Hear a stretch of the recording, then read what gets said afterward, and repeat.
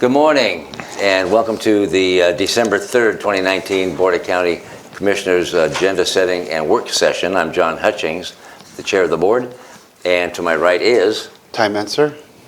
Thomasina Cooper. La Bonita Bomar. Romero. I thought you pointed at her. Romero Chavez, County Manager. Robin Campbell, Assistant County Manager. And in support on the bench. Katie Johnson, Executive Assistant. Megan Porter, Public Information Supervisor. And an important array of who's who in the audience, so thank you all for being here. We will go through today's BoCC draft agenda for this afternoon's 2 o'clock meeting, and then we will go through next Tuesday, December 10th, BoCC meeting agenda, and then the BOH Board of Health agenda for next week, and then we have an array of other things to talk about this morning as well. So we'll start off with the homeless strategies. Keely Marino apparently has it all solved. Yeah. Good morning, Keely Marino, Public Health and Social Services. Not much to report this week. I think top of the list would be we had very cold nights last week, and we did not declare a hazardous weather event or a code blue for various reasons. However, we were not functioning at full capacity for shelter beds, so we have plenty of shelter beds that are still available. When I compare the number of beds being occupied this year to last year, we're pretty much on par, just a slight dip in Union Gospel Missions numbers and a little bit in young adult shelters numbers, but otherwise it's pretty common for at this point in the season to be about where we're at. And often, like I believe I said last week, for holidays, often folks will find places to go, whether it's an aunt or they'll double up and get a hotel room or something like that. So there's usually a little bit of a dip for Thanksgiving and for the holidays in December as well. And that's about it. We are amending a contract with Partners in Prevention Education to enable them to do sheltering in place activities during cold weather periods like we had last week. But not necessarily only when a code blue or a hazardous weather event is declared. So they have a little bit more discretion to go out and just bring survival gear to those that are in the woods during a severe or not quite severe weather. Okay. Questions or comments? Do you know what's happening with the cities? I know like last legislative session there was some tenant protection, eviction, ideas or laws that were passed or at least discussed. And then I'd heard that the cities, at least Olympia and Tumwater, were working on a local version of kind of either implementing what the state was directing or coming up with their own set of stuff. Are you familiar with what they're doing? I'm familiar. I know that Tumwater kind of led the charge, and the staff met with city staff from Lacey and from Olympia to ensure that everyone was kind of on the same page and implementing similar, if not exactly the same, tenant protections or attempting to implement them. I know that Carrie Rutland from City of Olympia presented tenant protections in a work session 2 weeks ago at the City of Olympia and was met with a lot of opposition from landlords had come to speak against the tenant protection. So I don't know quite where they're at following that work session, but I know that they're in process. That's about all I know. But also the Regional Housing Council, Right. This item was brought up, and that's where perhaps a regional conversation will occur. So Tumwater Council Member Michael Olhauser, we talked about it, and it came up at the Regional Housing Council, and there seemed to be a group agreement that something needs to be done on a county-wide basis. So it is an overall uniform policy rather than different cities having different time frames and such. Knowing full well it'd be met with opposition, but it just merits very good, deep discussion, but a plan being put forth. So we do have some type of a county-wide policy. Okay, great. As I was hoping, it doesn't seem like it makes sense to have a patchwork. It may not be possible. I mean, I sat through one of the landlord outreach sessions and heard a lot of their concerns and saw some of the ideas. And some of the ideas I don't think are all that great. I think the landlords had some good points on some of them, but some of them I didn't think their arguments were as strong, and they seemed to be reasonable extensions to try to specifically target folks trying to drop into homelessness. I mean, if that's your lens and you focus on that, I think there's some things that could be done. And if we could do that across the board, I would think that'd be great. So Absolutely. I'm glad to hear that conversation started. Thank you. I think there's also an element of landlords not having all of the information available to them where they don't know where to go, such as the landlord mitigation project through the state. You know, that there's a lot of help and support for landlords, but it was at the rental housing work group symposium 2 weeks ago, landlords were surprised to hear about the level of funding they can receive and mitigating any kind of damage done to their apartments or what have you. So there's some education that's continuing to happen that will help, I think. So it could happen. And you have nothing? No, I'm good. I just want to have you put forth to the folks watching at home, and I don't want to exaggerate, but I think I've received maybe 2,000 or 3,000 emails on Giving Tuesday, which is, I think, today, Giving Tuesday, to nonprofits and donations and such. But if people wanted to donate either hand warmers, foot warmers, food products, anything, like either to Pear Blossom or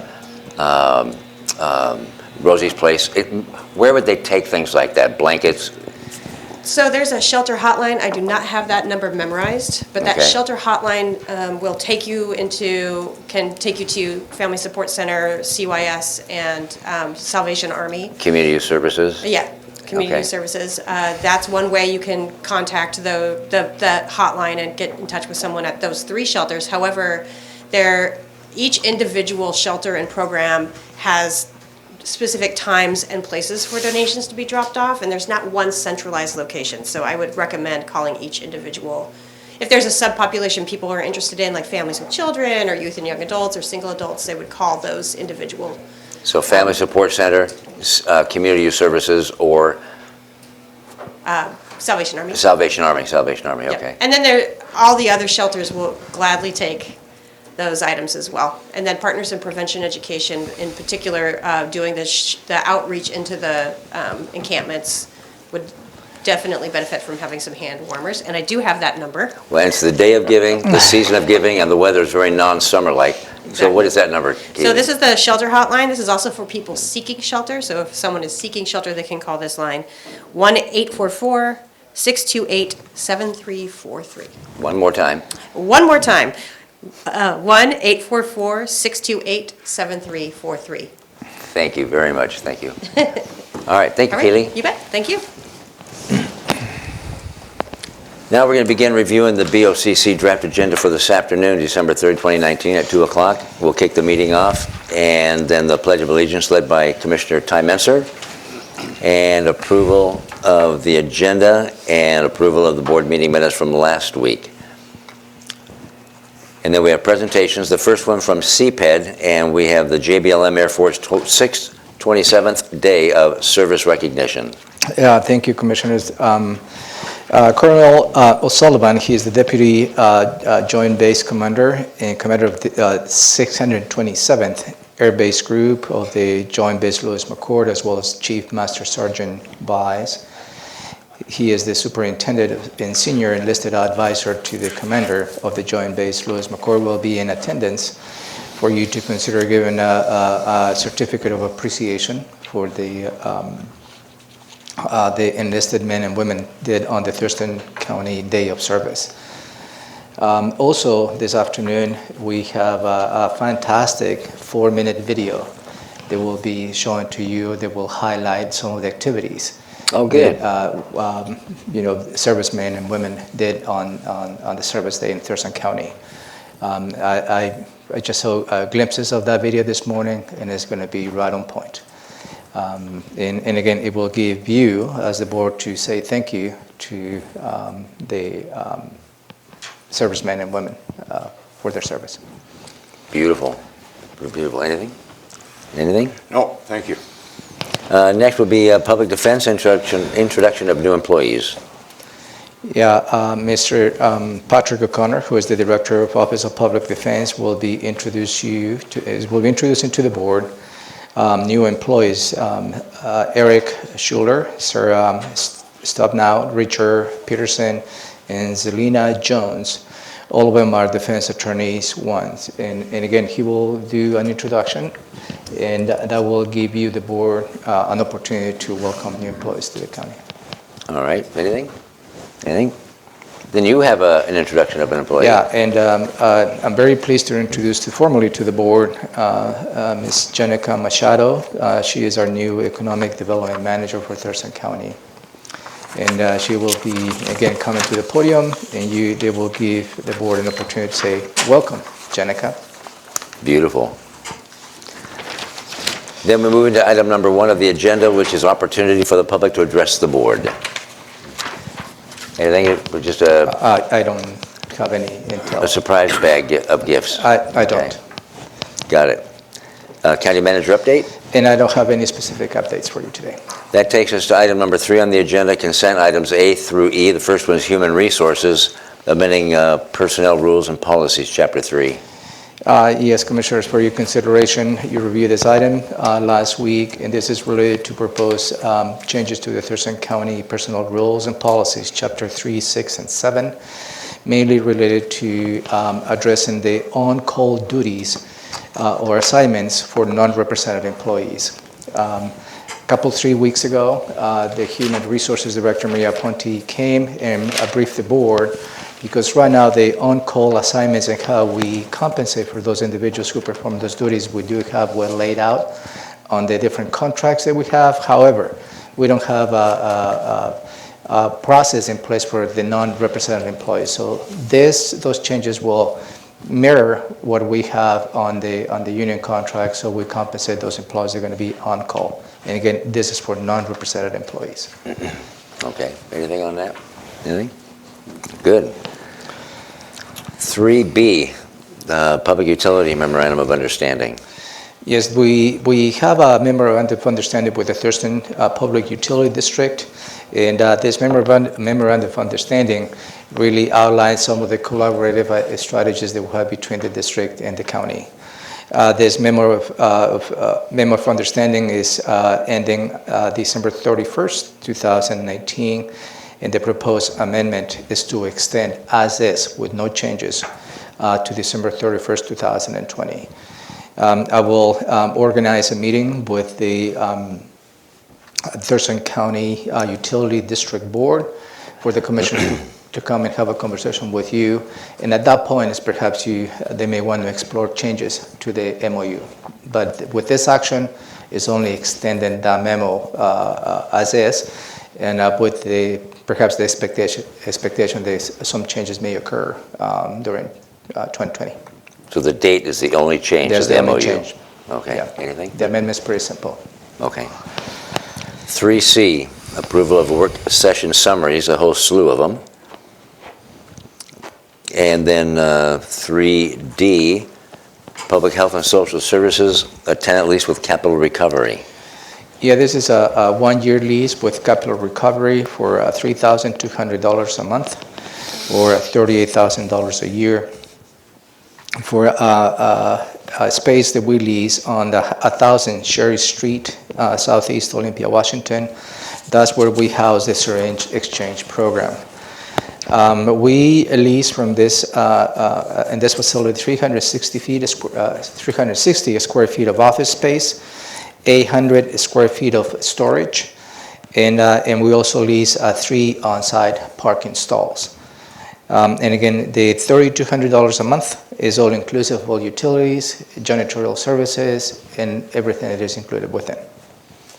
And this is for 1-year lease. Okay, anything? Yeah, the budget that comes out of? This is coming from public health. Millage. Millage. Thank you. Thank you. All right. 3E, the financial services voucher list.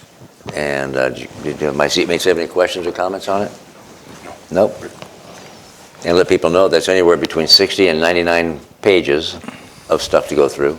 And my questions have been answered.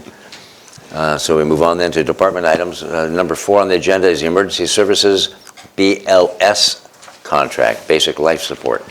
Yeah, for your consideration, you also reviewed this item last week, Commissioners. This contract provides support for the 12 fire agencies in Thurston County. That will be the West Thurston Regional Fire Authority, the Southeast Thurston Fire Authority, Lacey Fire District 3, East Olympia Fire District, South Bay Fire District, McLean, Black Lake Fire District, Tenino Fire District, Griffin Fire District, Ball Hills Fire District, Yokota Fire Department, Olympia Fire Department, and Tumwater Fire Department. The total amount for the 12 agencies is $1,043,759 annually for medical equipment and supplies. This currently is an annual contract as we have to renew those contracts on a yearly basis.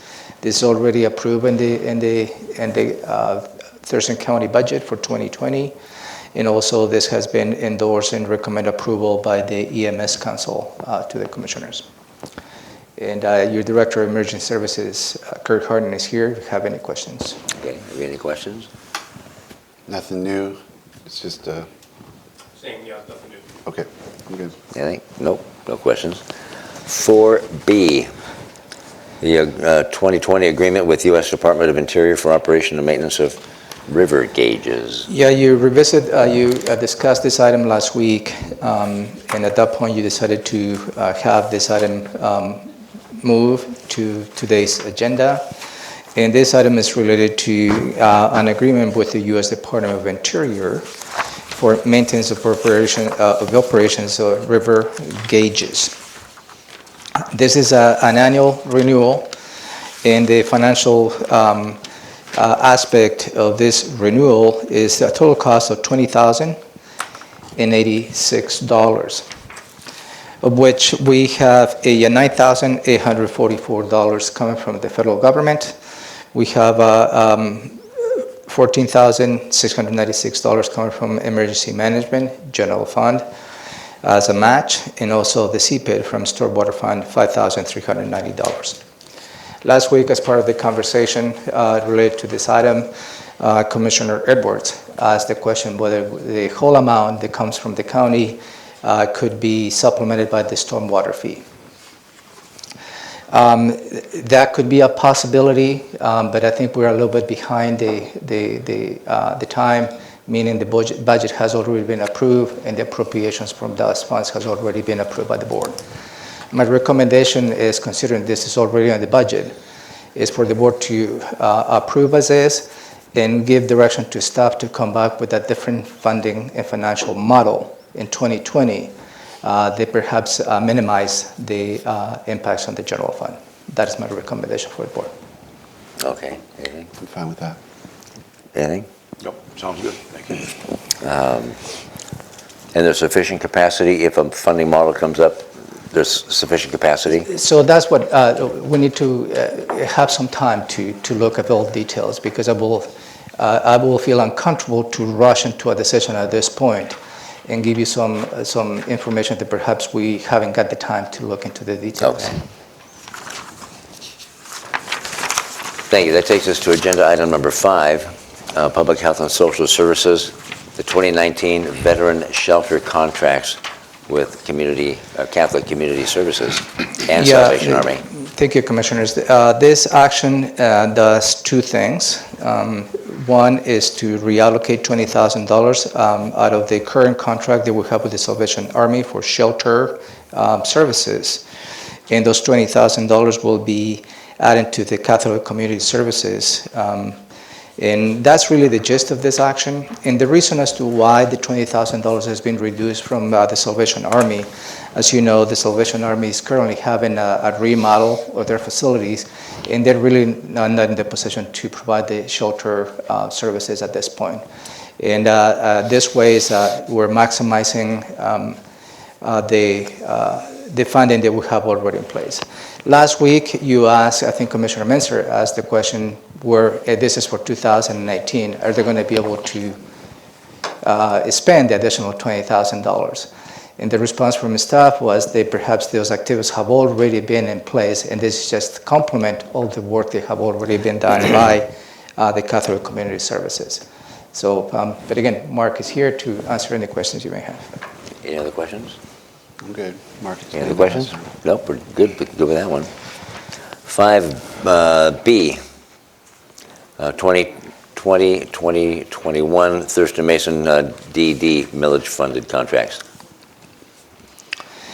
Yes, on September 17, 2019, the Board of County Commissioners, the board approved the release of request for proposal for the Developmental Disabilities Program, where we received proposals from providers as to, to issue grants for them to provide the services to with individuals with developmental disabilities. This is coming from the millage fund, and it is a two-county effort, including Thurston County as well as Mason County. In Thurston County, we have $375,000 for this effort, and Mason County has $95,000 for this effort. The proposal before you is to award contracts to the Arc of Washington, to Protective PE Services, sorry if I butchered that name, Morningside, Kukua, Arc of Peninsulas, South Sound Partner to Parent, Senior Services of South Sound, Special Olympics, Coastal Community Action, and Monica Mayer. And those are the recipients of the proposed grants. And again, staff is here, and Elise Cole is here in the audience if you have any questions related to this proposal.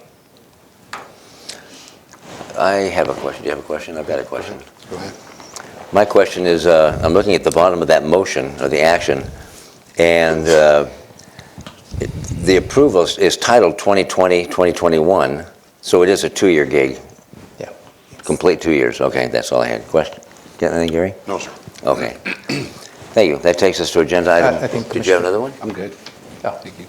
that was quick. Oh, thank you for coming up anyway. I was just doing the calendar math. Agenda item number 6 is the TPA, and you'll explain that. Yes, this is the TPA, is the Tourism Promotion Area Program. Back in October 29, 2013, at the request of the local hotels, Thurston County entered into a new local agreement with the cities of Lacey, Olympia, Tumwater, and Yelm to form the Tourism Promotion Area, also known as TPA.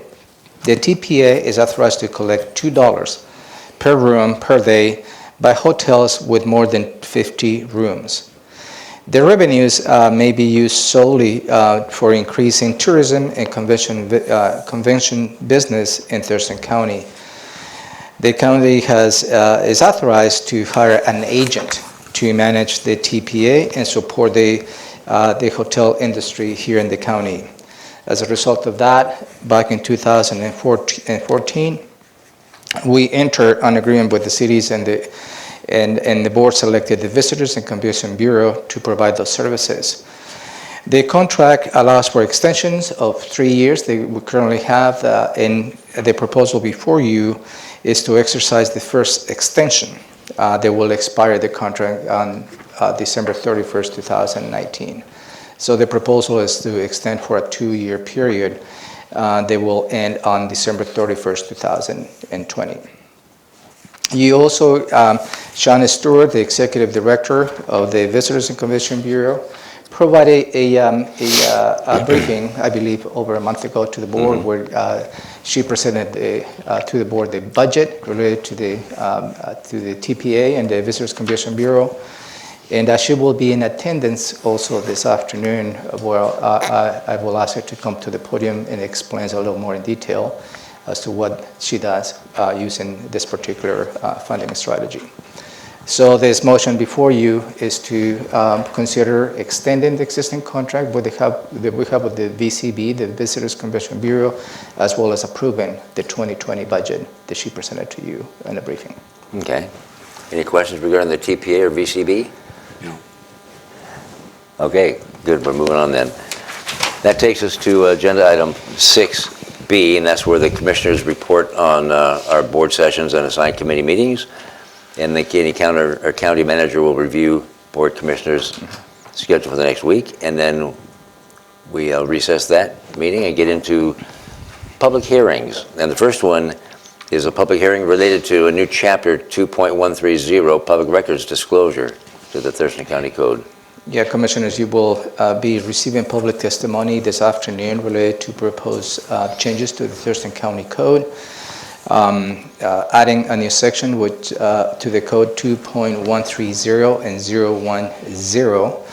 010, and also modifying and recodifying sections 2.02050 related to the public records disclosure law. And what it does is this brings all the requirements of the public disclosure law into the Thurston County Code. And also what adds into this section is adds an appeal process for any citizen who perhaps needed to appeal the results of the issuing of the public records requests. Also for your consideration this afternoon, Karen Horowitz, who is the attorney leading the public records unit here in the county, will be here to give you a more in-depth description of the changes. And for your consideration is two actions. One is to close the public hearing.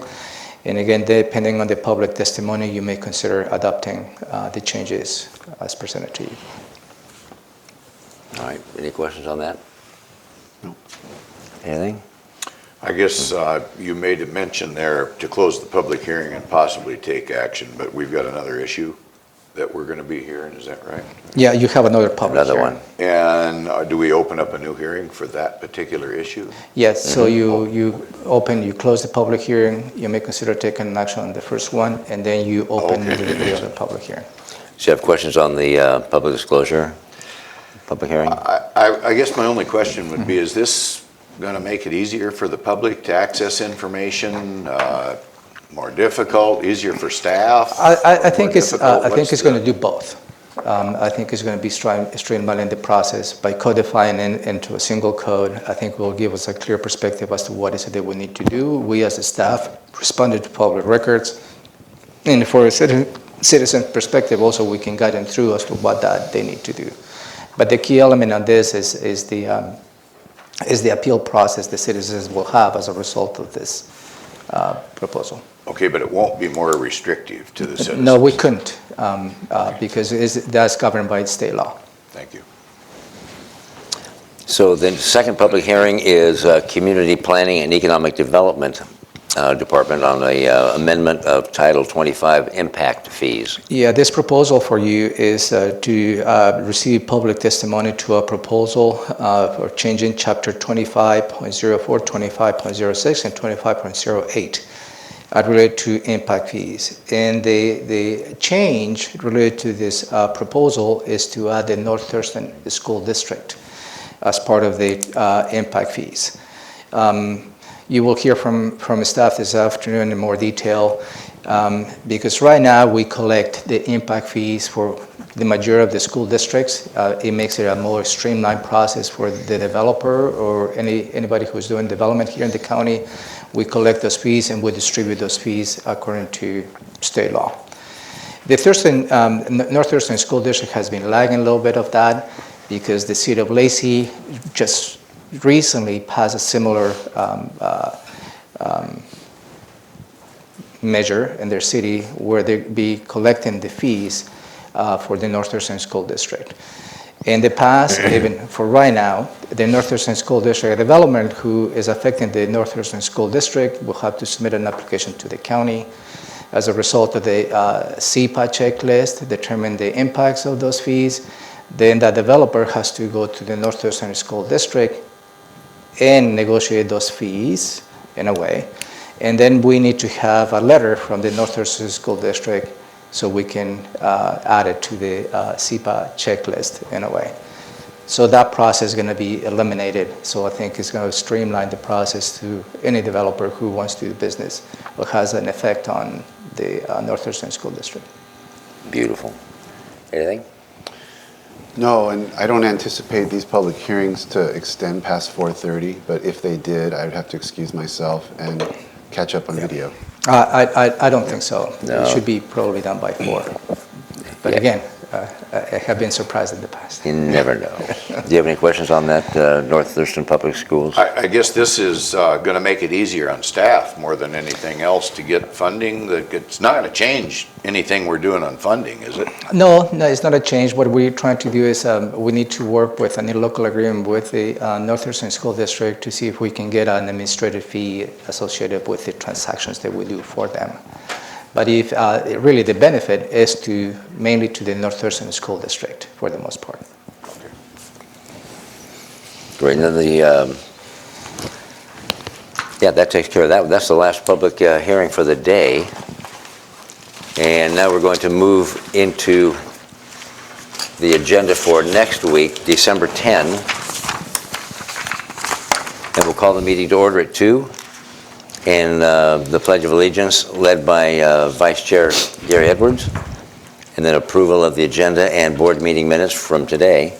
And then an opportunity for the public to address the board, so it might be premature at this point. Yeah, and remember this is your last meeting of the year, December 10th. But maybe predicated on an item that I have down on this agenda. Embedded in the And we'll agenda, discuss that okay. in a minute. What's predicated on? On an item that I have on this, whether we have On a the December 17th. 17th. Oh, okay. Okay. So the But I 10th will be the last one. I think we're okay. Unless something out of this agenda for next week comes up and is held over until the 17th. Okay. But for right now, this is your last meeting, formal meeting, but your work doesn't stop because you will be. The swan song. It's just your formal meeting, the last formal meeting of the year, but you have many business to do. And so the county manager's update, nothing yet. No. And so item number 3 is the consent items A, B, and C. The first one is human resources, amending the language of the sheriff's management pay plan.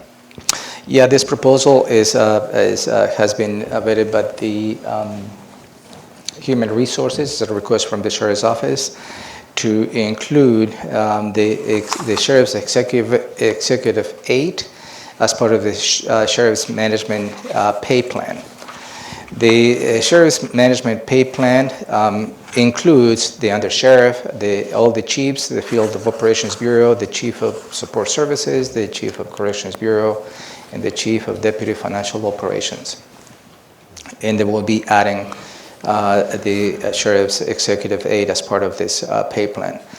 There is not really a financial change on this proposal, meaning and changes the salary. What it does is allows a little more flexibility from additional benefits as part of this plan the board has already approved. So this is just adding this position to this plan. Okay. Anything? Do you have anything? Go ahead. Yes. Is this at the request of the sheriff? Yes, sir. Okay. That's all I know. Nothing? Okay. 3B, CPED, professional services contract with South Puget Sound Salmon Enhancement Group. Bless you. Yeah, this particular proposal, Thurston County received a grant from the Department of Ecology through the National Estuary Program, also known as NEP, to develop an intensive program to motivate voluntary restoration of riparian areas and with private citizens.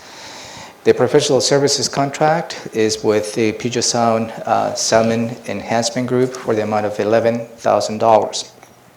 And this is just a grant-driven approach. Why the Puget Sound Community Salmon Enhancement Group has been awarded this grant, that was predicated on the grant itself, as to how we provided the services, and they are probably the best suited program or outfit to provide the programs related to this particular grant. And Josh is here to answer any questions you may have on this proposal. Okay. Any questions? I do have one question. Okay. Go first. Yeah. Why Josh, is come on up. why does it talk about sole source professional services contract? Does that mean nobody else bids on it? That is correct. What's that about? That is correct, because on the services in which the Puget Sound South Salmon Enhancement Group is very specific. There is no really an outfit similar to them that can provide those services. And that is why we're having a sole source. And thank you for noticing that.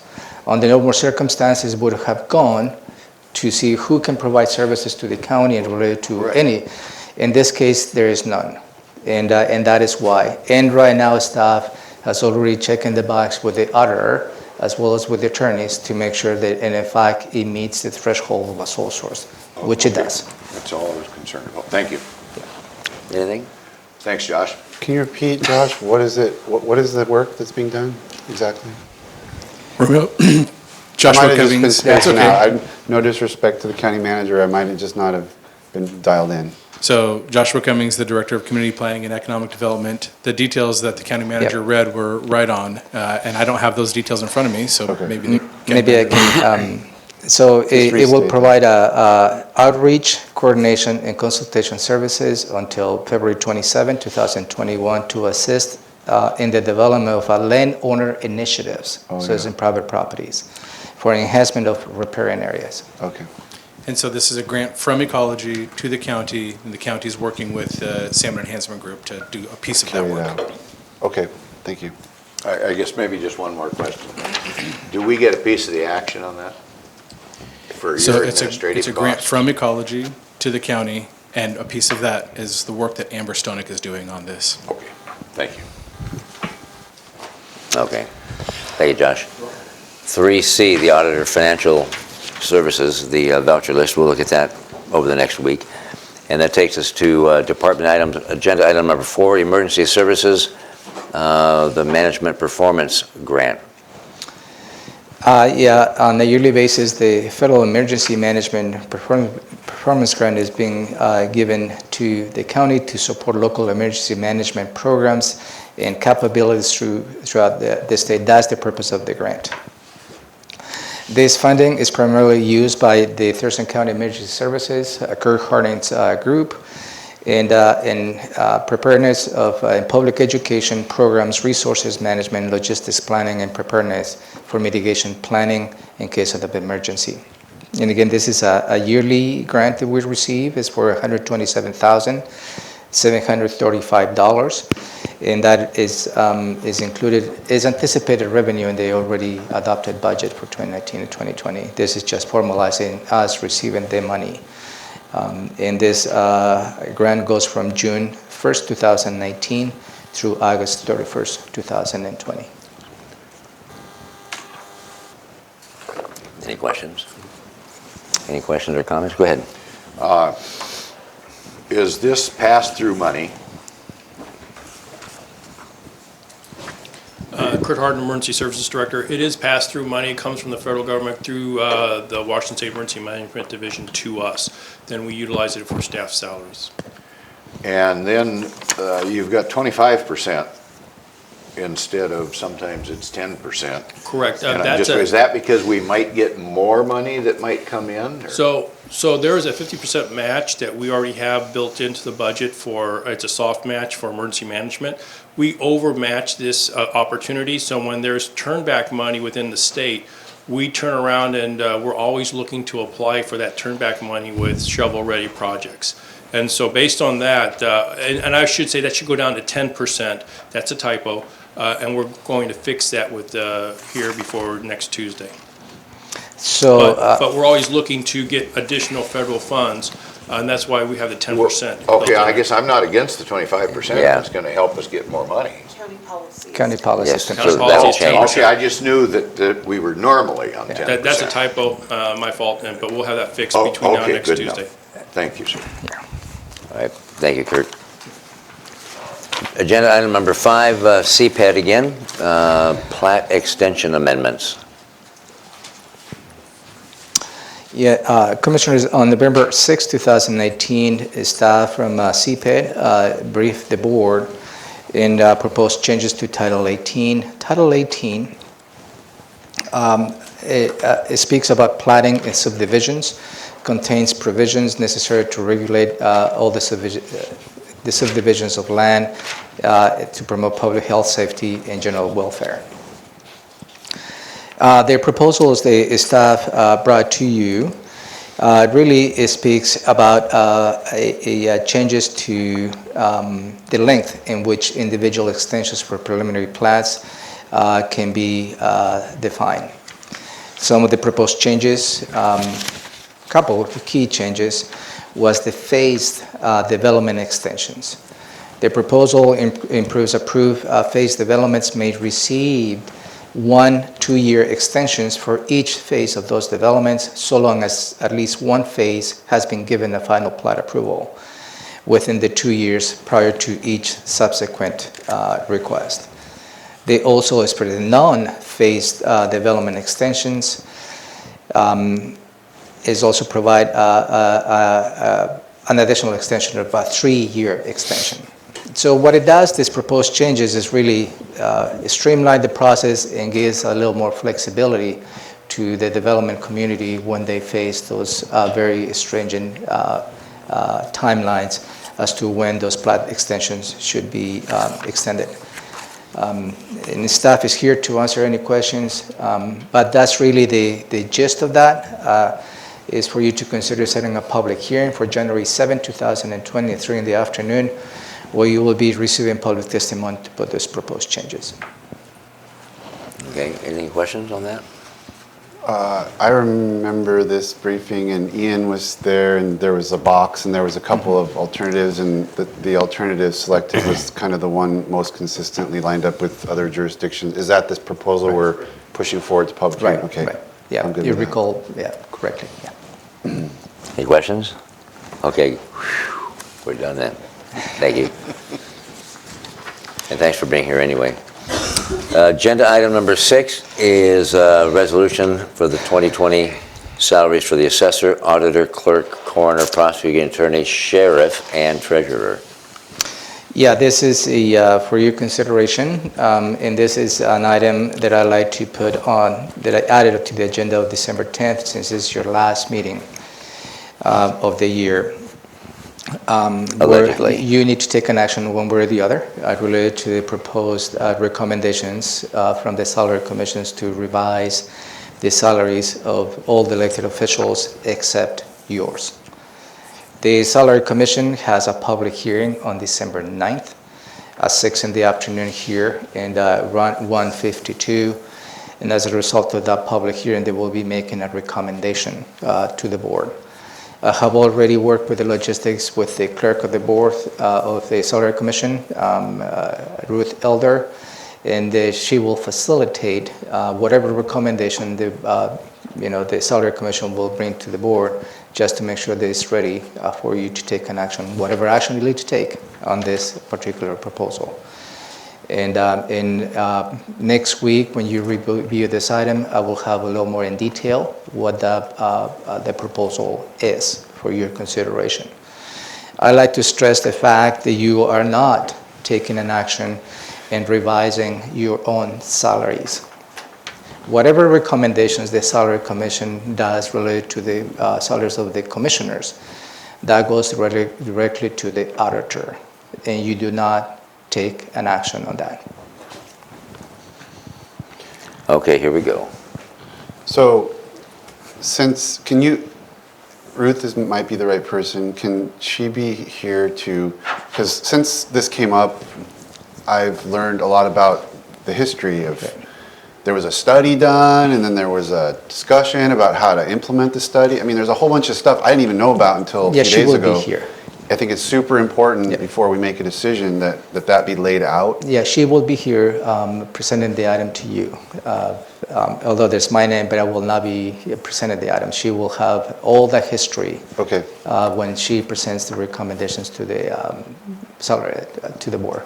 So, yes, she will be here. Any questions? Well, maybe just to take some of the burden off of Ruth, will legal counsel be here, or is she going to have the information? She will have, we're working, the legal counsel will sign that resolution, where that is a formal resolution which includes the recommendations to the board. So, and that will have a legal signature before you take an action. Is that? Yeah, that's okay for that. If we did have concerns and wanted to have a work session for more information, or the possibility that we might change the process. Would that be something that we would start on maybe next year? Absolutely, and I believe that's on my things to do in organizing a briefing for the board, and maybe will be one of the items on one of your planning sessions. Okay. Because there is many ways you can, I mean, you have the option, I believe, to forego the salary commission. That's within your previous legislative authority. Do nothing.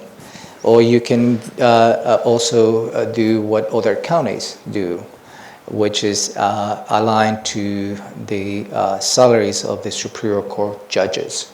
And the salary of the Superior Court judges are laid out by the state salary commission. And but no, every county is 100% matched to what the Superior Court judges. There are some counties that have certain percentage of that salary revision. So I'm planning to bring all that on your next year planning session, so you see what counties do and what options you have. And certainly I will have legal support during that planning session, just to make sure that you have all the options available to you for next year. So to reiterate, we are not voting on our own. Nope. We don't have any input on recommendations. Nope. And I don't believe, well, I didn't, I don't know if my seatmates had appeared and started pleading or asking for an increase in pay. I'm messing my own personal statement. Yeah, I couldn't attest to that. So. Yeah. And, but apparently other electeds appeared. And I read in the Olympian that the sheriff said he would gladly forego his pay increase if he was awarded another deputy. Does his salary increase equal the funding for a deputy? No. Okay. Thank you. I guess I'd like to clarify one thing, because you said something about whether your seatmates have attended, and I have. I've advocated all along that I'm not against pay raises, but I am against incumbent elected officials receiving a pay raise until they're reelected. So, just a point of clarification on that. And I was asked to appear and describe what a county commissioner does, which I did, and I made no statement whatsoever about pay. I just described what the job was that we do, because there were new members of the salary commission that didn't have a good sense of it. Perfect. Well, thank you for that. Good. All right, we look forward to that. That was So item. just to close this item, so the motion is pretty broad, because at this point I don't have the actual recommendations. The actual recommendations will be as part of the attachment of the resolution. Perfect. Okay. And that And I will hearing is walk- a, And I will walk you through next Tuesday morning as to what those recommendations will be. And again, Ruth will be here in the afternoon to present that formally to you. And at that point, you will have the opportunity to ask her any questions related to the process. okay, go ahead. Is there any chance that she could be here for the morning? I can certainly see that. Session as well, maybe. She's trying to facilitate that resolution getting signed in the morning, but if she has time, absolutely. And their hearing is the night before, Yes, Monday night. December 9th, that's a Monday, 6 in the Okay. afternoon. So agenda item number 6B is adopting Amendment 2 for the 1920 biennial budget. So you went through the proposed amendments to the 2019, really, but that's what for your consideration is. And I will have Robin walk you through what some of the highlights of that is. I believe you're tracking some of the proposed amendments. And again, it needs a formal action for you to adopt those amendments next week. So. And here we go. So there are grants coming into the general fund of $81,693, and equal amount of expenditures, so that is no impact to fund balance. We have capital reappropriations, where funding for projects that have already been approved are taken out of 2019 and shifted forward into 2020. This is technical because you've already approved these capital projects. So it's just a timing adjustment in the system. And then the items for your consideration, some of the bigger items, we're shifting about $200,000 out of the general fund to treatment sales tax to reflect a equitable cost allocation of indirect costs. You have requests from the sheriff. The sheriff anticipates overspending his budget in 2019 by $501,000, and in 2020 has signaled that he anticipates overspending his budget by $461,000. That's next year. In corrections, the sheriff anticipates overspending his 2019 budget by $24,000 and a similar amount of overspending in 2020. The public defense anticipates overspending the 2019 budget by $150,000. And in non-departmental, the Department of Public Works has requested an additional $75,000 to support the parks program. And that, as you may recall, is due to one major project not being executed, so there are not those funds to charge indirect costs to, and they need the $75,000 to cover. You're just summarizing what we've already gone I through, am, right? that Absolutely. is, Yeah. yep, Yeah. just these I are the remember high most of it, points. but I'm just Yeah. making sure we're not, These are there's all no extra things coming nothing through that we new. haven't seen. Nope, Nothing nothing new new. that you have not seen. And These in are all fact, and in items. fact, you provided initial direction related to the overrun on the sheriff's office. They might be considering only $475,000 out of the request, and you asked the sheriff's office to save the additional overrun. That was the direction provided by the board. That's the direction they provided to the sheriff's office. And again, you heard all this, no changes, but it requires a formal action by the board to approve this. And we did not agree to make an adjustment for the And 2020, projected no, 2020 overspending. the proposed action before you next week is only for 2019. That's not, I mean, related to the sheriff's office. Thank you. So that is your option. Yeah. You can take action on 2020, or you can delay action on 2020. If you don't take action on 2019, these offices that are projecting over expenditures will go into the red. That kicks in a state law that says that the county is not liable for spending above an appropriation amount, and that any amount of spending over the appropriation is a personal liability of the officer who did that spending. So basically, if you did not approve additional funding for the sheriff or for public defense, both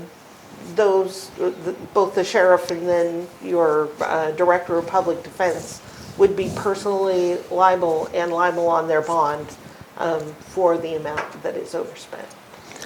So this motion is only for 2019 in all areas? No. It's split for 1920 on some, but not for the sheriff. This motion includes, and as you will recall, we reviewed these line item by line item, and your choice is on each line item. And what I recommend to you is for, specifically for the office of the sheriff, where the cause of this budget request is overspending. We haven't even begun 2020 yet. There is a lot of opportunity with that budget for monitoring and taking actions to control spending in 2020. That time is past for 2019. There's very little opportunity in this last month to control spending, especially to the amount in which the sheriff anticipates being overspent. But there's lots of time for next year. Go ahead. Also, the staff is going to be drafting a proposed letter for the board for you to consider sending to all the offices and departments, highlighting their responsibility to manage their budget as appropriated by the Board of County Commissioners. It was a similar letter sent to all the offices and departments in 2017. So we're going to be drafting something similar. So at least you put yourselves recommendation from the staff. Be clear from the board's perspective that each office and department has the duty and responsibility to manage their budgets as appropriated by the board. Well, it's a nice... And that's a letter for your consideration that we'll be drafting. It's always a nice reminder for everybody. It really is. Oh, by the way, just recall, however, if I don't want departments or elected offices to receive a letter. I don't want to spank people for who are abiding by it, if that makes sense. Does that make sense? Yes. Remind everybody, but if a certain 1, 2, or 3 departments are coming in well over, I don't want to blanket send out an admonishment to everybody if the rest are in compliance. Right. I don't want to do that. I would suggest that it is important for the board to signal what your policy is going to be regarding the budget. So if you are going to approach 2020 as a year in which you will not approve additional funding that's not either an emergency, a true emergency, or has revenue attached to it, you should signal that to everybody at the beginning of the year. Okay, yeah, good. So sorry. Sorry. I just wanted to make the point that I'm not sure how every office and department tracks their budget, but from what I've seen from certain offices and departments, they track it pretty closely through the year. Yes. So I would think that if at any let's say quarterly, I mean, I kind of defer to your expertise, but let's say quarterly, if at any point there's a recognition that there's an over expenditure or a projected over expenditure, we have a board briefing about that. I do not want to see in November somebody rolling in and handing me a $500,000 bill. So, public defense is excellent about that because they have a model that creates a situation where they can't always control the number of cases filed by the prosecutor. So we hear from them monthly, or if not monthly, bi-monthly. I meet with them monthly. Yeah, so we know exactly what's coming, why it's there, and we create a plan together. That's the way this has to be done. And if it's done in a different way, it just creates all kinds of problems. Not just the lack of money, but as I think Commissioner Hutchings was just alluding to, it's not fair to the other elected officers and departments that are, playing by a different set of rules and feeling undermined, feeling betrayed, feeling like they're being taken advantage of. That's a situation we can't have. We have to have across-the-board consistency with the way we approach these types of situations. And I want to be hearing, whether that goes in this letter, maybe it needs to, that we need to be hearing on a quarterly or very periodic basis any suggestion that there's going to be an overexpenditure. That's a very serious thing. I mean, we have the legal right to make that person responsible for that. I don't want to do that. Nobody wants to do that. But that's how serious it is. And I would be very, if I were an elected official in that running a department, I would want to do that, frankly. I would want to come here and tell the board what's going on so that there was no chance that I could be seen as being complicit or irresponsible about my department's budget. I'll get to you in just a minute. I want to go ahead and finish up based on what Ty was saying, but finish my thought. And number one is I want to be clear what this motion is, what the action is. But number two, when we when we do receive a bill at the end of the year for $500,000, I was kind of stunned at the time, and I mentioned it, that there was no representation from the Sheriff's Department here. They have since learned of the concern the board had, and I still have yet to hear from anybody, and they're not even here today knowing we're going to be discussing this next week. So it's an unconditional presupposition on their part where I feel being taken advantage of. And if I'm not clear on this, let me know. But we have a legal obligation to fund the department, but they have a legal obligation to operate within their means. Otherwise, like you said or suggested, it's on them or on the individual personally where it comes out of his or her paycheck or wherever it comes out of. So it's one of those things that we're forced to do. But with other departments where there's been a record of overspending, there have been plans set in place and strategies to minimize that and keeping the board apprised of what's going on. Has the sheriff, he hasn't with the board as I'm aware, but I don't know if he has with financial or with the county manager, has he proffered a plan where he's going to stop the bleeding or some type of an alteration in policy or deployment, something that will address some of these needs? Or is it just, well, here's one for this year and here's another one for next year and here's one for corrections? It's a very ambiguous bunch of questions. So I have not seen a plan No. to mitigate. But I believe the undersheriff has reached out to Robin, and we're going to be providing support, maybe as to Right. how we can scrub their budget in 2020 to give an opportunity as to how they can probably see some Right. efficiencies. So with one it. of the things we did a few years ago for corrections was to take a zero-based budget approach and calculate what the actual need is for corrections in accordance with the union contracts and other mandated items that we knew about. The sheriff asked if I would do that with the law enforcement budget, and I am happy to sit down with the undersheriff and Heidi and go through that exercise. So we're planning to do that and come back to the board. It's a little more difficult with the law enforcement budget. In corrections, there are very defined mandates. That we don't have that same thing in law enforcement, but we're going to zero base it and then come back to you with the information. That'll be early next year. Okay, now I'll give So my that is seatmate a here a plan. That fair is a chance to plan. weigh in. Go ahead, Commissioner Edwards. I guess we have to remember that there's always extenuating circumstance. And Absolutely.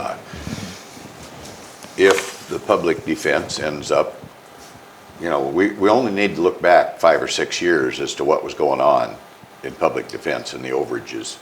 And I think that Patrick's doing a heck of a good job now. But if he needs to defend somebody, he needs to defend somebody. The same way with the jail, we get a cancer patient in there or a large expense is developed. And the same way with the sheriff, major case activity that develops, I don't know, heaven forbid we have a school shooting or something that ends up, an extenuating circumstance. So I think we always have to be aware, we could have a bridge go out, and at a late time or something. I know we have emergency funds, but we could go beyond things that we end up having to deal with. Incarcerated prisoners that end up having to go to the hospital, and that eats up the overtime budget. It's not the sheriff's fault. The judge says the guy's going to stay in custody, and we have a responsibility. So even though these things are frustrating, some of them don't apply to every office or every director. So I just want to remind you of that. You're right. And with that in mind, specifically with that in mind, we haven't had a bridge go out, and thank God we have not had a school shooting, but we do have medical bills, the sheriff does. But the only mitigation I'm hearing is you don't give us enough money, or you're not giving us enough deputies, which costs overtime to go up. I'm not hearing, here's how we can mitigate it, or here's the reason for it. It's always an excuse. And that's not helpful. That's not helpful to us. I'd have to make these tough decisions on the budget. And I recall the Director of Public Defense got fired.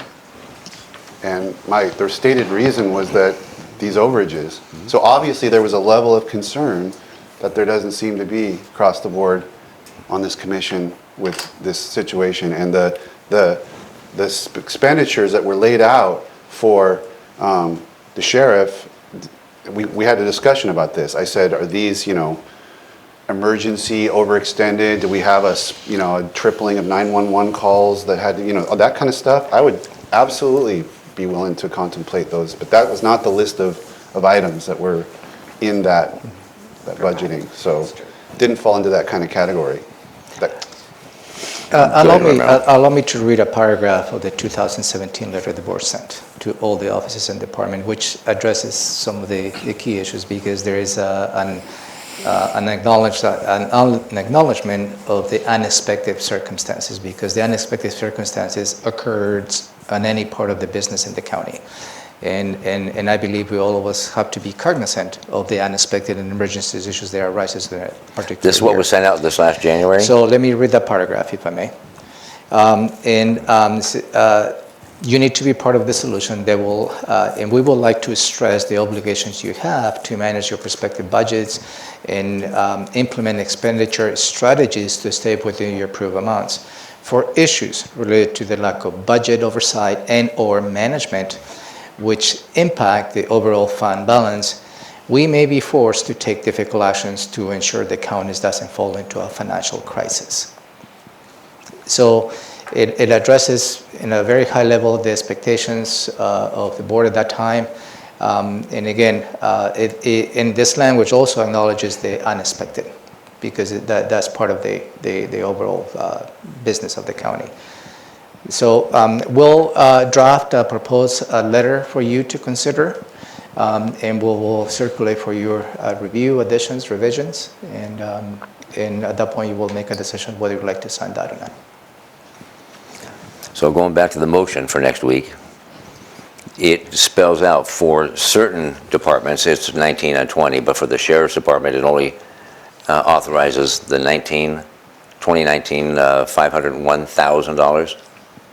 So if that's the direction of the board to not address the sheriff's requests for 2020, then what we will do is remove that amount from the action, and what you'll adopt will exclude the 2020 amount. The $461,000. Right. Everything else in the general fund, let me tell you what else is in the general fund for 2020. The prosecuting attorney has reduced general fund spending in 2020 by $30,000. That's the shift to treatment sales tax. There's the sheriff's 2 requests, one for law enforcement, one for corrections, due to anticipated overspending. And that's it. Those are the only items. So I don't in understand 2020. why your recommendation when we had the discussion was to do the 475 for 2019 and defer on 2020. Nothing for 2020. And that's what that's what we voted to do. So why is there? I did not receive a clear vote at that time. So You're if right. that is the direction you're giving me now, that's exactly what I'll do. That was the direction of the board, so we'll Yeah. change that. Approve 19's Approve 19 appropriation, and but not 20's yet. Right. But we could do that next year. We will, absolutely, you could take actions next year. We'll have 2 amendments next year as well. Okay. But in the meantime, you're going to work with them on this budget, Yes. zero-based budget approach. A zero-based We're going to budget ask them, approach. and I really think that this letter needs to go a little further than the 2017 letter and basically lay out a high-level process that says, at the moment there's an anticipated over-expenditure, we need to have a discussion with the board to create a plan forward. So something that might be able to be nipped in the bud in April doesn't become 3 times that much in November. Okay. I would Well- like, and I would defer to you as to how that would be structured, but I'd like to see something of that ilk. So Yep. at this time, just to process, all offices and departments are asked to submit a quarterly report that says, here's how much I've spent so far this year, here's how much I anticipate spending for the rest of the year. They don't always turn them in. We say, hey, it's due, please turn it in. We don't always get them. We've known for some time that the sheriff was overspending his budget, but no action has been taken. So we can probably add on the letter the requirement for each office and department to provide a financial report on a quarterly basis. And I think Bob probably will address that. When we get all that information, we'll bring to you, Right. to the board, and see what any issues that may be arising along the way. We can also certainly signal that if the projection indicates overspending, that there would be a briefing Right. with the Yeah. board. I thought there was already a policy with a quarterly report, but just not everybody plays by the rules. It's a procedure, and not everyone turns them in. Yes, that's correct. Again, so I don't want to spank everybody that is abiding by that policy, just those that aren't. Sending a reminder is not, Well, it's not an here's admonishment, I get yes. it, but something stronger to those that aren't.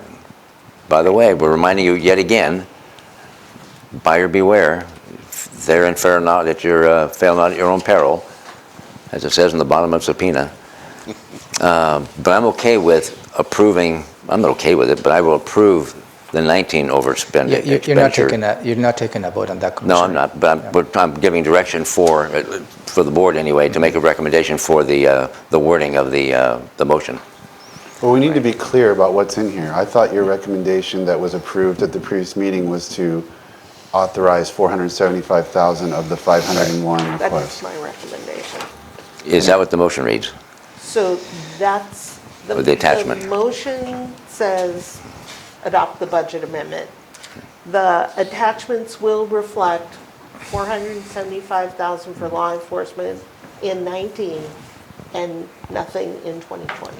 for Okay. the sheriff. And I'm Because okay with that. if we add the motion, on the motion, every single line item will be 2 pages long. So you okay with that? Yeah. So that's Okay where we with go that? with the Commissioner, you attachment. all right with that? We'll revisit this item again Tuesday morning, and at that point, we'll have a revised attachments just to make sure that you feel uncomfortable on that. So you just received 3 thumbs up. Yes. Well, Okay. Did I? Yes. Yeah. Okay. Whew. Thank you. 6B. Perfect. Then we go into our board sessions and county manager's report, and then a public hearing. Last but not least, you will have perhaps the last public hearing of the year, where you will be considering receiving public testimony to propose changes to the precinct boundaries. The auditor's office came to the board and provided a briefing related to those particular changes. They were not significant, as you may recall, and for your consideration, you will have 2 actions. Will be to close the public hearing, and again to consider adopting an ordinance changing the precinct boundaries. All right. Questions on that? Questions on it? You all right with that? Good. That'll be easy. And that is the final public hearing then for the year, isn't it? Yes, sir. Okay. Very nice. It is 10:15, almost 10:15. Let's take a break. Let's give 7 minutes. We'll be back at 10:25. 10:25. Please return. Thank you.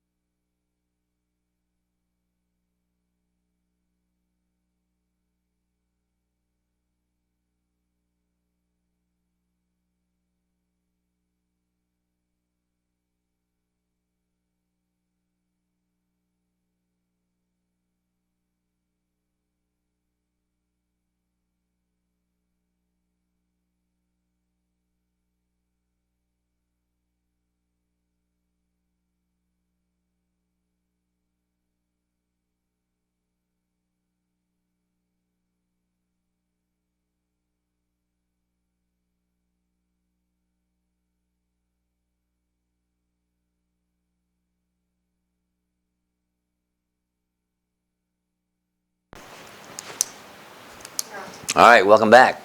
It is still December 10th. No, it's not. It's December 3rd, but we're going to go through the, you've missed a whole week. Moving right along. We're going to go through the December 10th Board of Health agenda now for next week. We'll call the meeting to order at 3:30, and approval of the agenda and the meeting minutes, and then jump right into proclamations and presentations. The first one is HIV and AIDS Awareness Month. Good morning, Good morning. Commissioners. Shelley Slaughter, Director of Public Health and Social Services and Administrator of your Board of Health. Lydia Hodgkinson, Clerk of the Board of Health. And yes, December 1st was World AIDS Day. And so our first proclamation for next week is HIV and AIDS Awareness Month. So we will be discussing the importance of HIV and AIDS awareness and how we can reduce the stigma and prevent HIV and AIDS.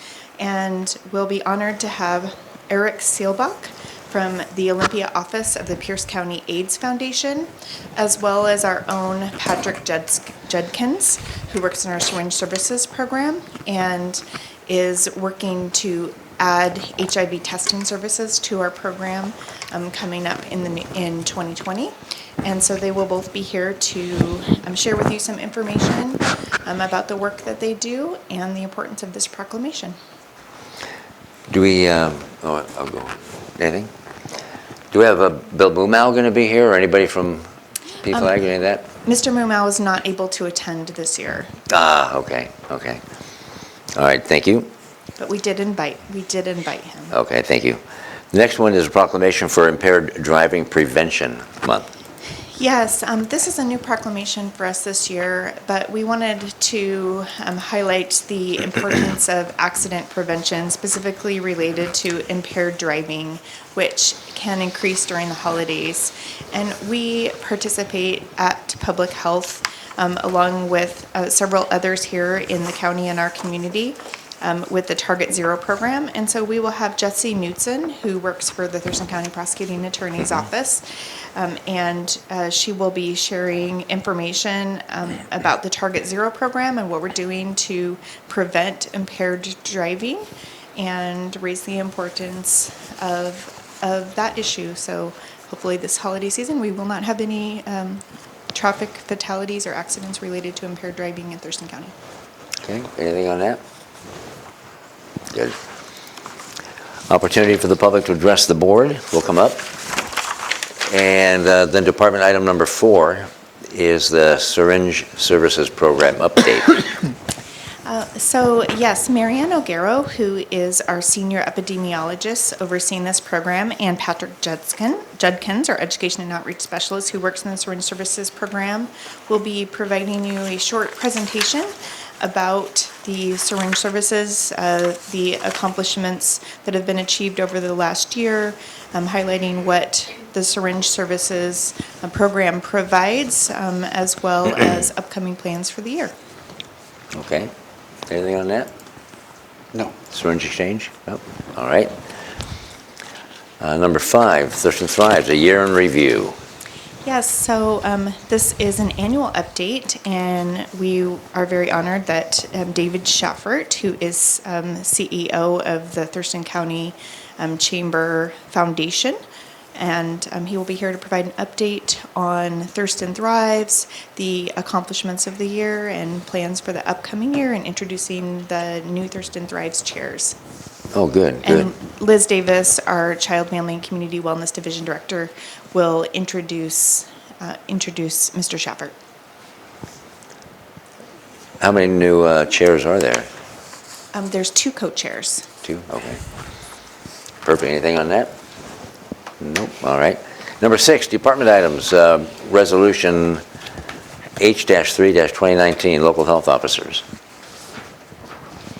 Yes, so as you know, Dr. Rachel Wood, your appointed health officer, retired as of November 30th at 11:59 p.m.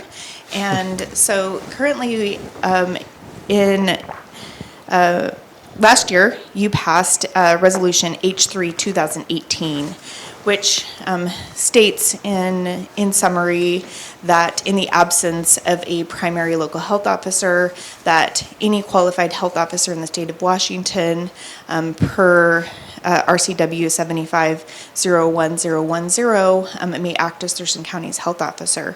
And there's a succession of appointment of that officer, and so I have arranged for backup health officer coverage to ensure that Thurston County has had no gap and is fulfilling our statutory requirement to have health officer coverage for Thurston County.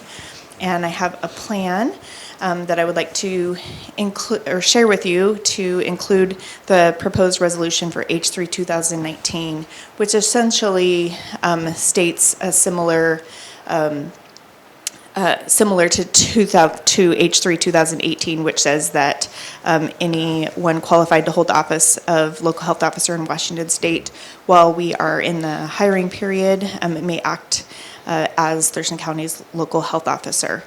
We also need to make an addition to the resolution that you have in front of you, and we'll do that this afternoon, and that is due to a suggestion by the Washington State Secretary of Health's legal office, and I will read that to you here momentarily so that you know what to expect for next week, and then we'll cover it again next week.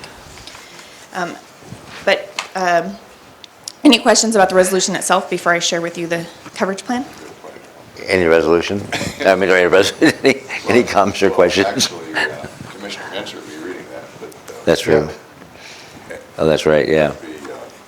Thenceforth. Thenceforth. We will correct any spelling errors as well. It just sounds so Old English.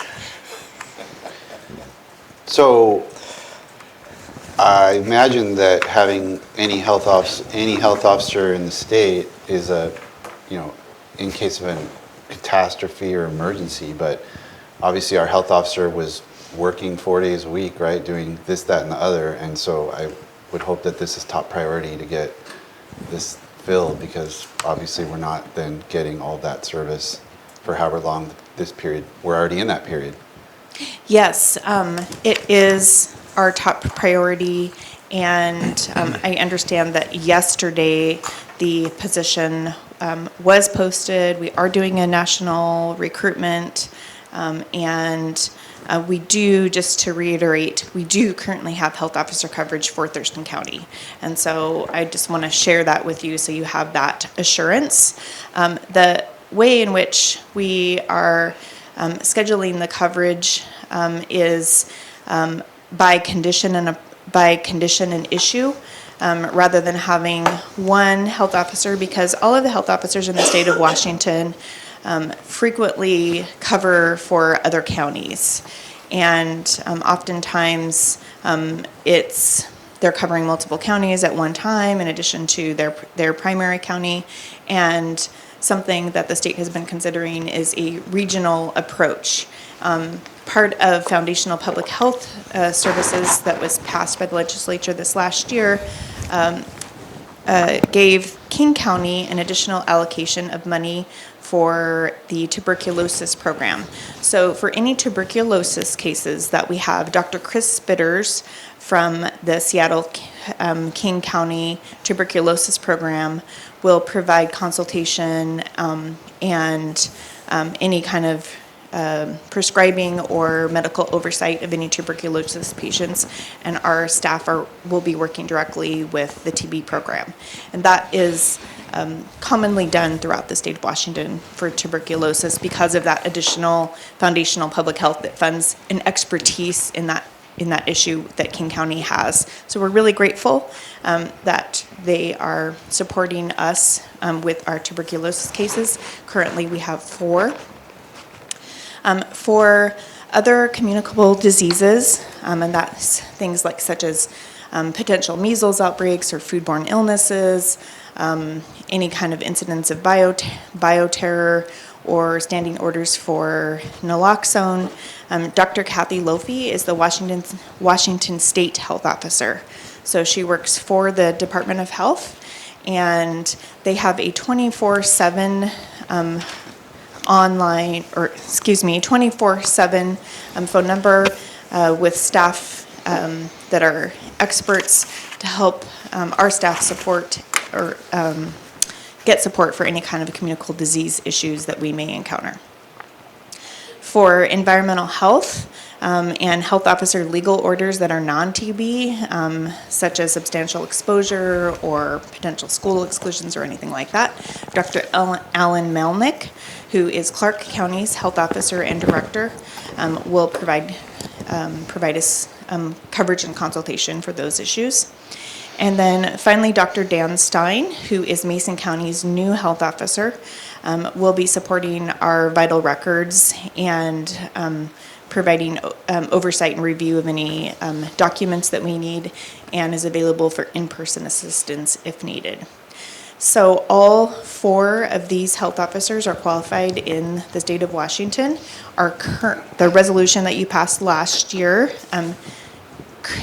covers this plan that we are in currently, and then your proposed resolution that you're considering on this Board of Health will be for 2020. And we do anticipate having to go into 2020 because it takes us a little bit of time to get recruitment, and we want to find the right health officer. But again, it is our top priority. The language that the state would like us to consider adding to the resolution is the following. Per RCW 4370130, the Thurston County Board of Health agrees with the Secretary of Health that the Secretary of Health or his delegate may exercise the same authorities as the local health officer in Thurston County with respect to communicable disease control. So as I mentioned, the state will be covering those issues because that's their greatest level of expertise. Is 4 TB cases that a lot, or is that normal? Do you have anything? On average, we have anywhere from 0 to 3 at a time throughout the year. I think last year we had a total of 8 cases throughout the year. So no, that's about average for us. How do we pay for these services that we're getting from all these different people in the state? There is no financial reimbursement for this coverage. Those are my questions. Okay. Very nice. Yes, but just to clarify, we are not paying these alternate health officers any funds for providing this There coverage. is no financial transaction to their services. Kind of like a mutual aid.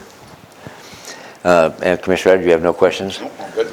My own comment is, thenceforth is an actual word. You don't have to change it. It's just like 1,000 years old. It's so quaint. I love it. So it's not wrong. It's appropriate. It's just haven't seen it for a long time. Well, I don't remember seeing it ever. But it's good as a proper word. Then we'll have the Board of Health weigh in. Expert in the room. And the health officer's report.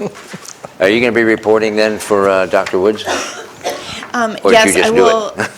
I will share with you anything from any of our acting health officers if they have any information that we need to share at the Board of Health. Okay. And then your report. Yes. And then we adjourn. Thank you, Shelley. Thank you, Lydia. Thank you very much. Advisory boards and commissions.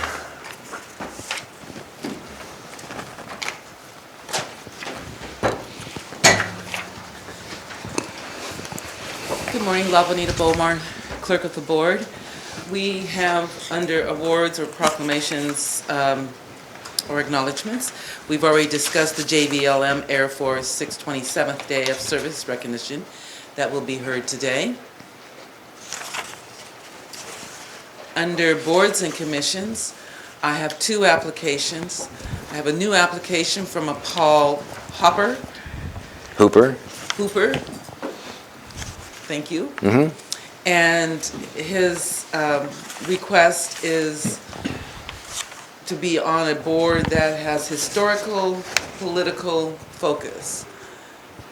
So historical, I was thinking of the Historic Commission. He lives in District 1, and there's a Commissioner District 1 position open. Okay. Your next application is from a Jan Gillingham. And this application has been in the process for the last 2 weeks. This person is requesting to be on the Fair Board or Commission on Salaries for Elected Officials. The position available on the Commission on Salaries for Elected Officials is for a legal representative, and this person does not meet those qualifications. So let's back up to the top one and deal with them one by one, if that's all right. Okay. Historic Commission. This is the first I've laid eyes on Mr. Hooper's application and/or emeritus faculty paper or background. And do you know him or heard of him? No, looks like he has Please. a good background for that appointment, but I've never heard of him. I haven't Seen him either. before today. But boy, it sure looks impressive. And when I see a recipient of a Fulbright Senior Leadership, that's impressive me. That touches my heart. And I don't know if my seatmates need more time, or if you just want to go ahead and approve him for the Historic Commission for the next, or have that come up. This group is desperate for members, and Yes. if you guys are okay, I'm okay with moving forward on it. I'm very much okay with him. What do you think? Okay, So we'll add this item to the December 10th. good, thank you. Thank you. Grab them while we have them. Yes. The next one, the Fair Board, that's Jan Gillingham, who's a former HR director with the City of Olympia for a tremendous number of years. And I have not heard of her in quite some time, so I don't know what she's been doing other than life. But she has a great deal of credibility with me. But this is the first time you guys have seen this as well, I think? Because we had the Thanksgiving holidays and such when this came in. Yes. Has the Fair Board look at this application, provided some recommendations They just received the application recently? Okay. just recently, so, I think like They've early been last out. week. pardon me? Was it just early last week? Yes, so it hasn't been circulated around Would, people on Okay. vacation and, would you like the Fair Board to look at this application, provide recommendations, or not? This is your purview. What do you- I have a question. So you said on the salary commission, there was only a legal spot, but we just removed 2 people a couple weeks ago. Because only 5 people were showing up out of the 8 that were appointed. So it seems to me there would be spots on the salary commission. But also you appointed 2 new ones, I believe. We did? yes. You did. Okay, so we're just Yeah. down to legal, business, and, Yeah. We appointed a business Oh, we did? person. Yeah, I think there's only 2 left, if I remember well. I will check with Ruth. Last I spoke to her, she said there was only a legal representative available on the salary commission. But I will check with her. I would double check, because I really felt like there were 8 appointed, 3 weren't showing up, because that's the whole point. They only had 5 showing up. We removed the 3, leaving 5. Even if we reappointed 2, that's 3 more spots. So I just want to make sure, because if this person wants to serve on both or either, we should know that. Okay, I will check with her. I don't know this person, but if it's a good person that is willing to serve, Yes. we want to grab them. Absolutely, and For these ones that have vacancies. if my seatmates wish to wait for the Fair Board to weigh in, it's okay. I am ready to move on with her. I just hold her in such high regard. Well, do you also want to wait and see if she is available for the salary commission? But Okay, that's a different appointment. it's a different one. Right now, this is for the Fair Board. But although her application indicates both. Application. Either, But if she's an at-large, wouldn't that position be one that reading the is, wrong one. goes through the lottery in the auditor's office? Or does she have the legal background necessary for the legal representative? She doesn't have the legal background, as far as I understand. So we, This would not be, since the board does not appoint Oh, we don't do all of them. members right, other than those Forward the specific name. ones. I see. They go through the auditor's Yes. lottery. They were correct? still by Yes. lot then. Yes. Okay. And those appointments that you approve came through the lottery system. And the application asks which advisory board or commission or committee interests you. She could have listed 5. But if we pick one, hey, we select you for the Fair Board and proffer the name, that's okay. Right. It's not an application just for that one. I was only commenting on Yeah. the process for the positions on the salary. Right, yeah, because we're not, we don't appoint them. So if my seatmates want to wait for the Fair Board to weigh in, that's fine with me, but I'm ready to go with her, with Jan. But I'm amenable to what my seatmates wish. Any notification to the Fair Board, I guess is what I would ask. They have, I have sent them the application, but with people being gone. We don't even we've know just if they got it yet or not, though, right? If they've had time to review it or share it with their members. Because during that time of receiving this, we've had a holiday, and I don't know exactly when their next meeting is, so.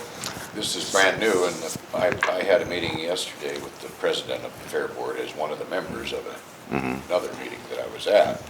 And nothing was brought up about this. I just, as a courtesy, just like to have them take a look at it, I guess. Well, it's very fair, yeah, out of Let's respect. just revisit it next week. Yep. and It's fine with me. To be fair to the Fair Board.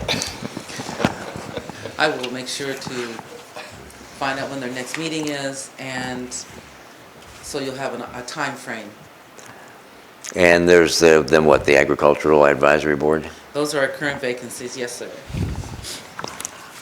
And we have just one reappointment? Eric Johnson has asked to be reappointed to the Agriculture Advisory Board. In your packet is his application and some emails from citizens regarding his appointment, or reappointment, excuse me. Okay. Questions or comments?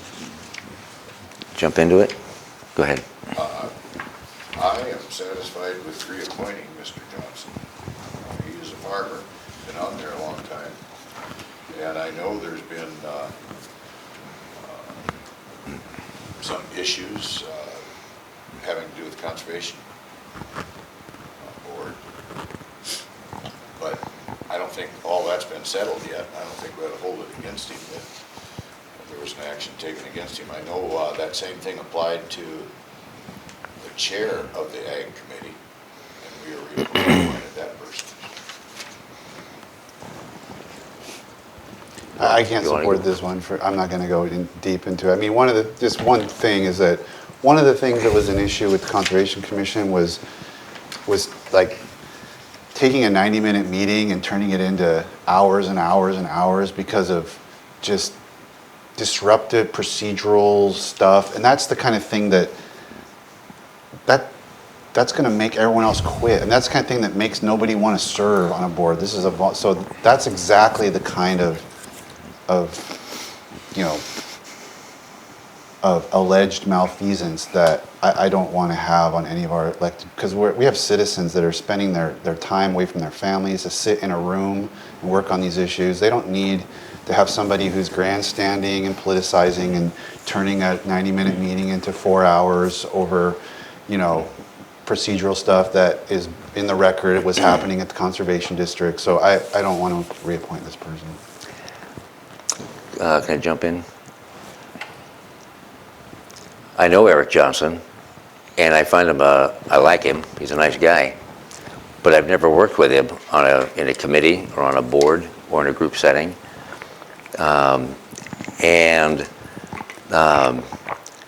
The however is, with all the information that we've been receiving over the last year with the Thurston Conservation District, lawsuit, appeal, and I think my seatmate here, Commissioner Edwards, alluded that there might be still something more coming yet to come. As long as there's controversy surrounding Mr. Johnson, I'm not in favor of reappointing him either. And if at such time all the dust settles and he reapplies, I could easily be open to appointing him at that time. But at this point, I don't support a reappointment until all that dust is settled. There's just too much swirling around for me to be comfortable putting him into a board or a committee at this time. Thank you. Go ahead. I guess I'd just say that he's been serving on that board for years. And as far as I'm aware, there's not been any problems on that particular board involving any of the members, whether or not they've been active in the conservation board or not, so. Yeah. I mean, I think it's a completely different issue. I know there were personality conflicts with the conservation district, Yeah. but It's a tough decision. I didn't speak up last time this came up because I didn't have the knowledge at my fingertips, but when we were talking about Mr. Mankemeyer, but I since learned that there were members of the Agriculture Advisory Committee, including one who is the director at the Olympia Farmers Market, who I know has given presentations to the board and is well known, who quit basically because of the procedural and the same kind of disruption that was happening in Conservation District, maybe to a lesser degree, but similar types of things were happening in the Ag Committee, and it caused, I think, good. I mean, who could be a better member of who do we more want in the Agriculture Advisory Committee than the head of our farmers market? And And that person did not feel comfortable to continue to serve under the what was going on. So I disagree that it's a separate issue and there's no carryover. There's a ripple. Anyway, so it sounds like, So is that, what Majority appears don't. is a 2-to-1 not to reappoint Mr. Johnson? yeah. Yep, so Yes. we'll need to Send it. draft those letters. Yes. And that's all that I have. Thank you, La Bonita. Oh, PIO. Good morning, Commissioners. Good morning. Megan Porter, Public Information Supervisor. I just want to give you a couple updates on our big projects that we have going on. The website RFP evaluation team met 2 weeks ago to determine the top 2 vendors. We've completed reference checks, and the first choice continues to be the first choice. And it is expected to be the apparent successful vendor. The next step is to start working on contract negotiations. So that's a big milestone. We're pretty excited about that. And then I want to give a shout out to the web coordinators who have been engaged in this process. They attended demos, and they're very supportive of the project. So just kind of a little shout out to the people who are paying Very attention nice. to this and actually participating in it. It's really nice. Who are those people? So we have Or you can't say. representatives from each of the departments and offices. Oh, good. Not all of them participated. Oh, okay. But the ones who did were dedicated and participated in all the demos and provided feedback and were very thoughtful in their feedback. And every So office had that opportunity? they all have the opportunity, but it didn't mean that they actually were there. Okay. Then yesterday, TC Media, our IT office, and a potential vendor met yesterday to discuss the updates to this room in 152. I'm going to be meeting with county manager later this afternoon to kind of talk about it and hopefully finalize it and get that started. Would that be the hanging mics or something? Yeah, they were talking a lot of technical stuff. Okay. I didn't fully understand. But that's the idea, is to have A single system. ceiling system. There will be a directional speakers, microphones. So- Okay. Yeah. So hopefully, when we have this kind of setting, we wouldn't need microphones. The speakers in the ceiling would pick it up. So, and then we had a contract with Thurston to write 3 articles for us this year. They put out their 3rd article on Monday, and it was on the fish passage program and the success of what it looks like a year later. They did an excellent job, and we've shared that on our social media and got a lot of positive feedback. So Beautiful. Any questions, PIO? Or comments, anything? Anything more? I was going to ask about TCM, but they seem to be doing fine. Good. Yeah. That's it. Thank you, Megan. Thank you. Legislative update? I hear they're coming back. Next year is going to be the updates, but Deborah Mangi and myself have been working and perhaps strategizing as to how we're going to be highlighting the legislative agenda for the county. As you may recall, the park impact fees, there was once part of your agenda was taken out, and it was just as an option for us to staff to somewhat re-engineer that process for the upcoming agenda.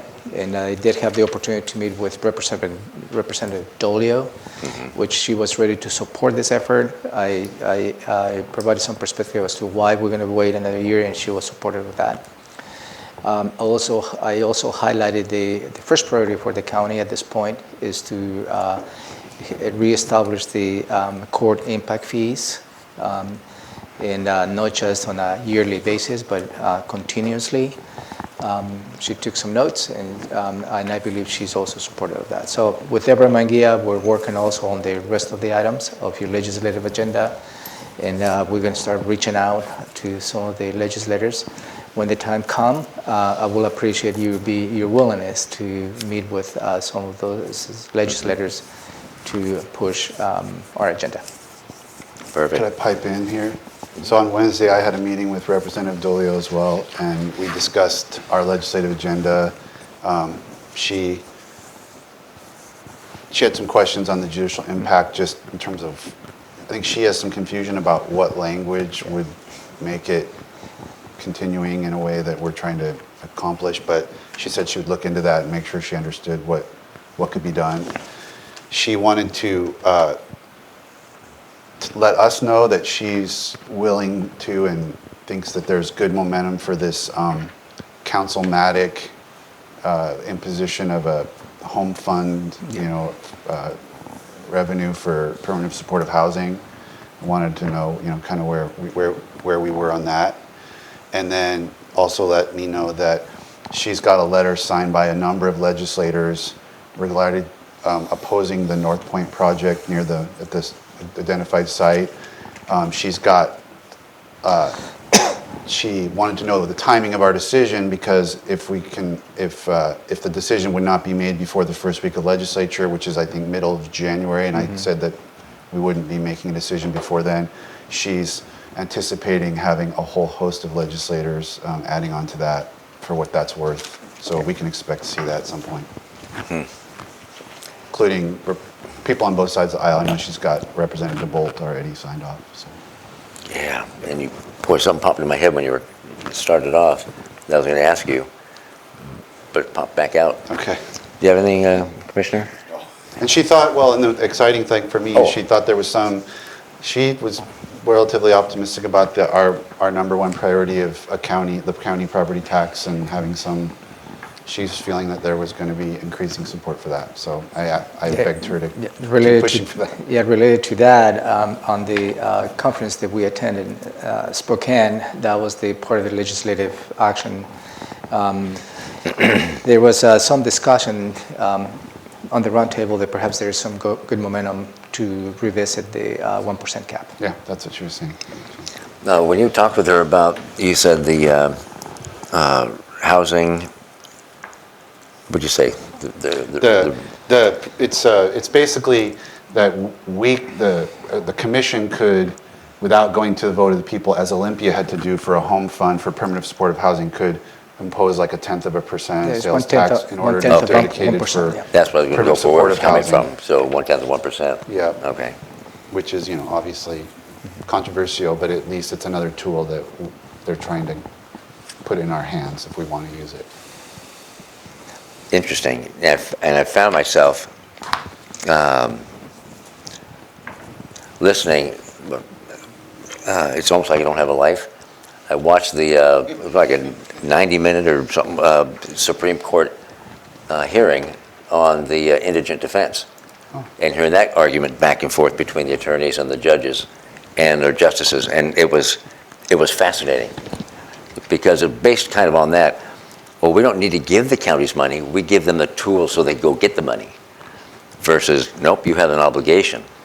And is the obligation on the state or is the obligation on the county? And if I'm delegating the county to do something they don't, does it ultimately come back to the county or does it come back to the state? It was just fascinating, that world. That is interesting.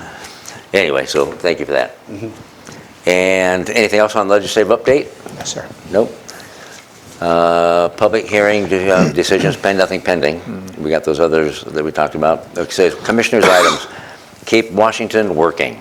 Yeah, this is an item carryover from last week. At that point, you didn't have the time to have a conversation with Elizabeth, so she's here to engage on that. So, but before we get to that point, if I may, I just give you a heads up.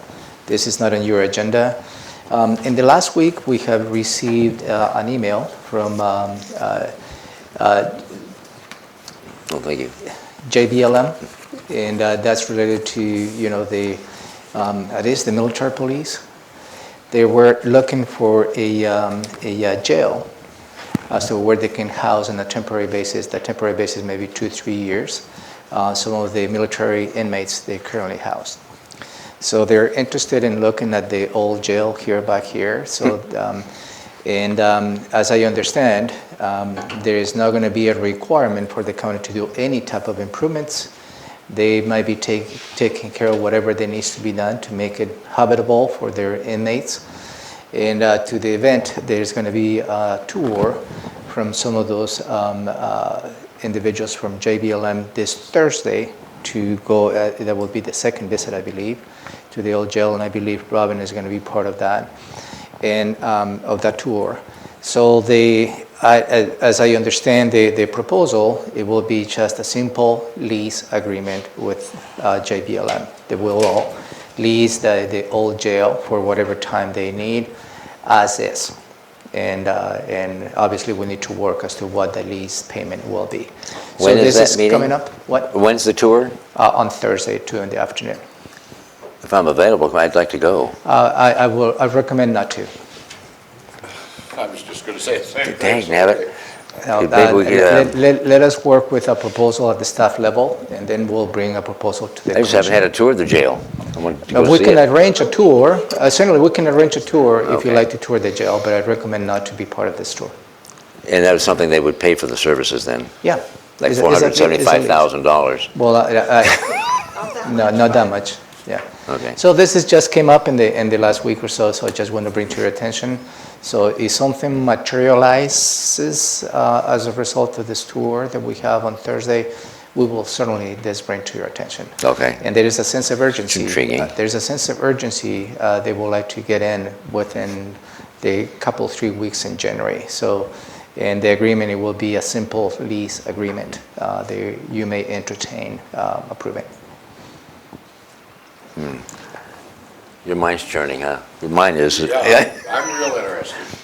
That's all I can say. Yeah. I guess that's all I can say based I'm on sure you are. a little bit of information you gave. So, it's just bringing this to the surface as a potential. Let's clarify that they've made very clear that they cannot house their inmates with any other inmates. So there's not an opportunity for commingling, or which is why they weren't They might fix interested an in air other handler places. or paint it or They something might, like that. which is But these are what for we'll be military. exploring. These are for military personnel prisoners. Right. It's Not my enemy combatants and understanding that such. they average around 10 people. Okay. We'll find out more on Thursday. Wow, that's interesting. More to come, Commissioners. Thank you Okay. for the time. And now where are we? Are we Keep still- watching and working. Watching and working, here we go. Yeah. So, what I'm here to do today is just to... Can you introduce Introduce yourself, please. Oh, yes, sorry. Elizabeth Petrich, Thurston County Deputy Prosecuting Attorney. And I'm here to give you a big picture overview of the Keep Washington Working legislation, and specifically how it relates to the county commissioners and their authority or responsibility under that legislation. What I've handed you is an outline format of the different requirements, and attached to the outline is the actual legislation itself. So you can track exactly where these requirements are coming from. The outline, number 1, speaks to the Attorney General's office's responsibilities, which are to develop model policies for local government to implement this piece of legislation. Specifically, under Section 4 of the Keep Washington Working legislation, the AG is to publish model policies for limiting immigration enforcement at facilities operated by the state, county, cities, courthouses, shelters, and other sensitive places. And they're also to develop model policies for all the different restrictions and obligations placed on law enforcement agencies. Item number 2 speaks specifically to how this legislation impacts a county and how it impacts our county, Thurston County. Section 4, subparagraph 2 of the Act says that the county can adopt the AG model policies just referenced in item number 1, or we can develop our own policies for limiting immigration enforcement at facilities operated by the county to ensure that services and facilities remain safe and accessible to all residents regardless of immigration status. So what kind of facilities does this apply to? Under the legislation, it specifically applies to courthouses, it applies to health facilities, and it applies to shelters. So those are the type of facilities, if operated by the county, that you have an obligation to either adopt Attorney General policies or to develop your own policies. The first big one is courthouse. And we've had some previous meetings about courthouse activities, what's going on. Superior Court judges have been preparing their own policy on what happens to address these obligations under Keep Washington Working. And then there's the question of, okay, so the courthouse is an actual facility, and the Board of County Commissioners, part of your duties is to provide and operate buildings where county functions are provided. So while the Superior Court judges clearly have their own authority to develop their own policies on what happens inside their respective courtrooms, I also think the Board of County Commissioners, if they wanted to develop their own policy on what happens in the courthouse campus. And the courthouse campus really consists of buildings 1, 2, and 3, the parking lots, the areas around them. So the reason I'm speaking to this is because in the last meeting where we touched on what you could or could not do, there's a little bit of, I don't know, confusion or uncertainty about what authority or role does the Board of County Commissioners have or want to take in addressing the courthouse. So it's my opinion that I think there's some dual authority at play here. And if the county commissioners are interested in moving forward on developing a policy before the Attorney General model policies come out, I think you can do that. I think you can also wait and see what the model policies have to say and then adopt those, or do your own combination of the two. Elizabeth, when you say, and you said that we have an obligation, and I see down here law enforcement obligations, in legal parlance, is obligation the same as requirement and mandated? Or you're just obliged to do it, or are we mandated and required to do it? Yes, and let me just clarify how Yes, what? Yes, it's required, mandatory? Yes, there are specific requirements under the legislation that I'm outlining for you. Okay. With respect to your authority as the Board of County Commissioners, that comes under paragraph 2 on your outline. Mm-hmm. You mentioned law enforcement. Law enforcement is the Sheriff's Office, Washington State Patrol. That is not necessarily, in my opinion, under your authority, because these things that law enforcement are required to do are often dealing with people in custody. So with respect to what the board's authority is and what your responsibilities are, it's to develop a policy around certain facilities, courthouse, health facilities, and shelters. That's your umbrella to your responsibility. Okay. Law enforcement, you're not responsible. Oh, I get that. Okay. It's just the word obligation. You mentioned it up front. We have an obligation, and I see law enforcement obligation. Didn't know exactly legally what that word meant. Yeah, and that's obligations for the sheriff's office Right. in the jail, Okay. not obligations of the Board of County Commissioners. Yeah, I get the difference. Okay. Yeah. So the obligations of the county is, again, limited to those types of buildings and facilities.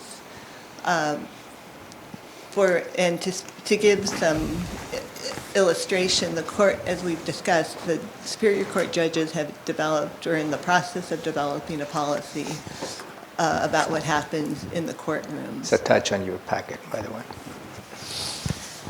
And the question for the board, if they want to, I guess the first question for the board in terms of under this act is, do you want to wait for the Attorney General model policies? Or do you want to, which will take approximately another 6 months to come out? Or does the board want to undertake their own development of policy between now and then? So that's a big picture question for the board. And then the next question would be, if you wanted to move forward on a particular policy, which facilities would you like to address? Would you like to address the courthouse complex? Or would you only like to address health facilities to the extent that we're involved in health, delivering healthcare services? Or would you like to deal with shelters, which I'm not even sure we're involved in? We don't operate any. But we fund them. But the operation aspect is not. True, but I'm just saying, she's got 2 items listed here. We Yeah. can fund them. Where's the financial contribution to the shelters ties the county to? I'm just seeking clarification on why this Right, may so- have been here. On which one? Robin? That would be in the under 3. 2A and 3. 2. Yeah. The public health and TMBHO. Shelters. Yes. Aren't- The reason I asked the question if we have financial ties, whether it's to shelters or health facilities, is we could, if we wanted to, do some, add some provisions in any contracts we may have through the provision financial and also with the healthcare facilities. If we are contracting with our behavioral health organization, for example, we could be adding language in our contracts if we wanted to address these issues. Aren't health facilities already get you. covered by ICE's I'll own get you. policy? Like, that was the thing, if they have, I forget the word, say, protected areas, whatever, and the weird part was they excluded courts, even though they included schools, churches, and health facilities. So ICE is self-policing and saying, we're not going to target people there, but we are going to target them at courts. And that's why Right. courts has been the focus of this, because courts would be an obvious thing to be on that list. Right. So I'm just asking, I mean, it doesn't seem like health facility is as vulnerable under ICE. Of course, I guess ICE could change its policy anytime it wanted, but it hasn't been going after health facility, it's been going after courts. And that may weigh into your decision on whether or not you want to, if you feel like health facilities are not as vulnerable, you may just want to wait for the Attorney General model policies to come out, and then focus on the courthouse if you feel that that's more vulnerable. These are choices you can make. But I think the tie will be whether the health facility is the public health and social services building.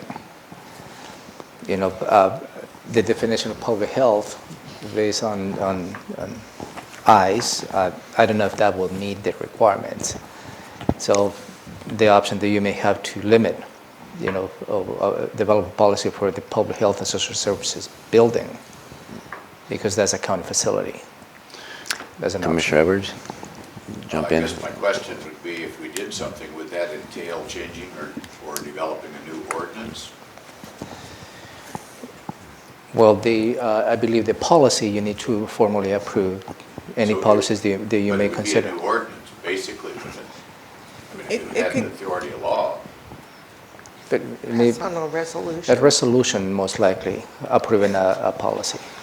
well, I guess regardless, knowing how fast government works or how fast government does not work, I'm not inclined to try and figure out what the Attorney General's got a whole staff over there to do ahead of time. Especially if we have to revamp Yeah. something that we may create. Go ahead. I mean, I agree with respect to me, the health facility issue is really complicated when you're talking about how does it fit and what the, you know, you're talking about contractual provisions and whatnot. And then especially the problem with courts is that you're just, like, I don't see how they would go after health facilities other than a random, because with a court, there's a docket. All they have to do is cross-reference the names. It's like shooting a fish in a barrel. That's the problem with courts. So courts, from my perspective, courts are in a special category. It's super important to the administration of the fabric of society to make sure people can go to court and deal with justice, A. B, the way it's structured with dockets, it just makes it super easy to cross-reference names and disrupt that through targeting people. And I had a couple others on that list and I'm forgetting. But the point is, I think there's a special reason to treat courts differently from my perspective. But I guess my question was, and Elizabeth had some time after the meeting that we ran out of time last week, and we went through the policies together that all the different organizations, nonprofit organizations were recommending. And we went through them, and almost all of them related to court policy. They really weren't things that were in the purview of the board. And the courts addressed some of the things that were recommended by this group, not all, for example. And there were some subtle distinctions about weapons check-in and how you identify, and whether, if you had a judicial warrant, would you have to show it to the presiding judge before you effectuate the arrest? Those are all things that the court would have to have included in that policy. And they may have to, when the AG's policies come out, right? They may have to amend their policy to be consistent with that, but right now they've come up with their own interim policy. So my question, with all that background, assuming that everything I just said is accurate, my question is, if we cared about the court, specifically, the complex, and if we were willing to do a board policy, what's left that's within our purview, not the courts? What would the policy, if we wanted to protect this complex from ICE targeting, what would that ordinance or resolution say? I don't know what that list is. I don't have a policy in my head. Yeah. I mean, all I'm suggesting is that if you wanted to take action in terms of, say, we had a bit of a discussion about this, like in the parking lots or the general areas, in terms of what could or could not happen, you could do that. What that would say, I don't know. And you and I talked about this. If we took the most aggressive proposal and said, Board of County Commissioners prohibits ICE from making civil, non-judicial arrests at or near our courthouse complex, kind of tracking the Massachusetts court, and that would be our authority. ICE is not going to follow that. It's meaningless to them. What we're really going to do to stop it is to take them to court, which I understand this. We have participated in the lawsuit that has not yet been filed, but I understand will be filed, I think this month. And to me, that is the effective path to getting the protection for our citizens that I would like to see. For us to go through a big legal process to pass an ordinance, to pass a rule that has absolutely no effect whatsoever on ICE. I mean, that's a nice thing for the community to hear that we care, but it's really not accomplishing anything. That's just kind of how I'm feeling sitting here today. I could certainly be, if somebody could convince me that it was going to accomplish anything, I'm all for protecting our litigants and our citizens that need to get to court and not be worried about this.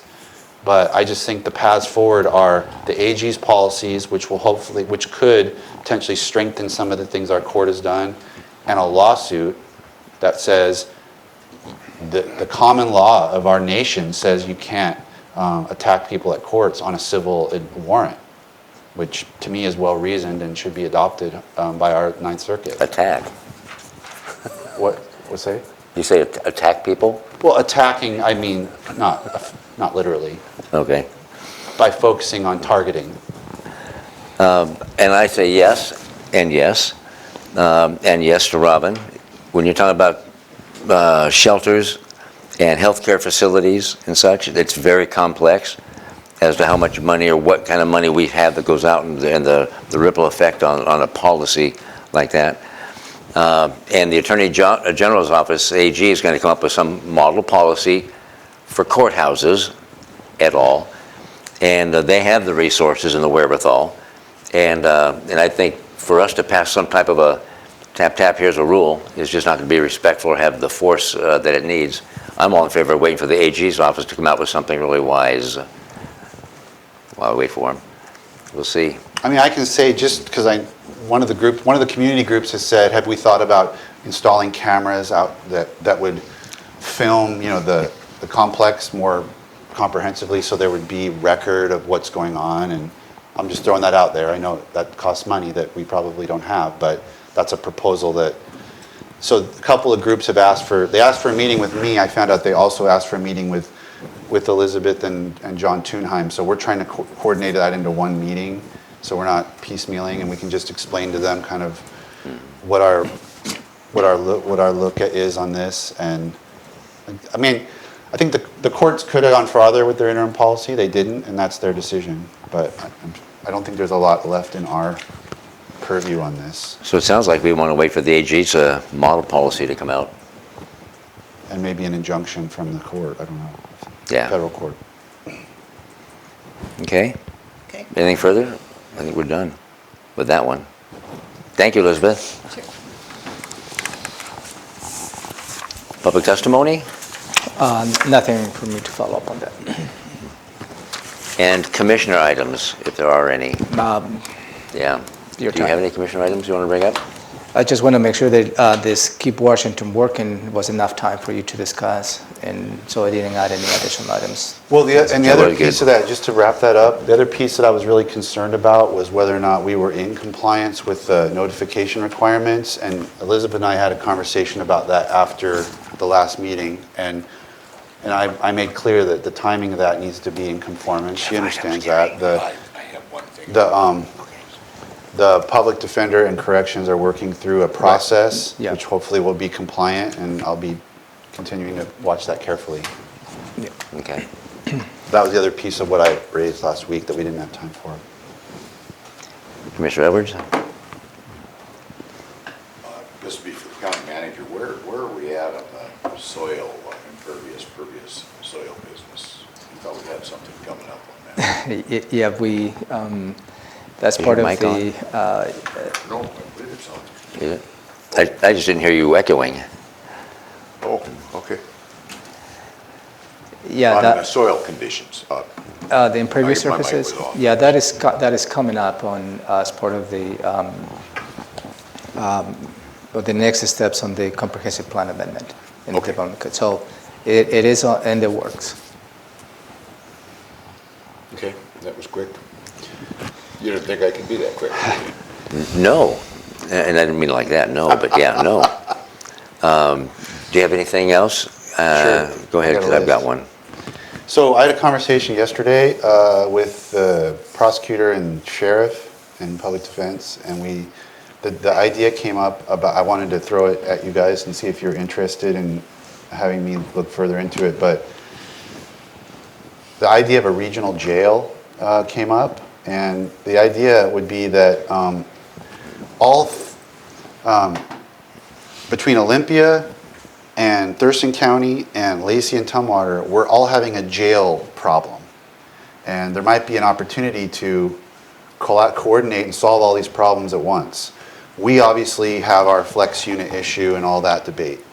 Olympia has found out that their jail is in such a state of disrepair that it's even worse off than they thought in the courthouse, and they're talking about having to build a new jail.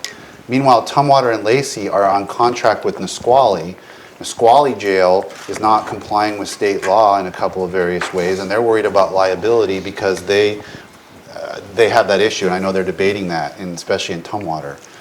So the the conversation point came up of, I guess in the past, there was a concept of a regional jail, and it didn't get anywhere. It was part of, I think, the voter failed badly. But the idea is that since we're moving forward with something to meet our needs, could this be combined in a way that we have a county-wide regional jail, Olympia, Tumwater, Lacey, using our jail and our staffing to solve their problems and, in a sense, solve our problems?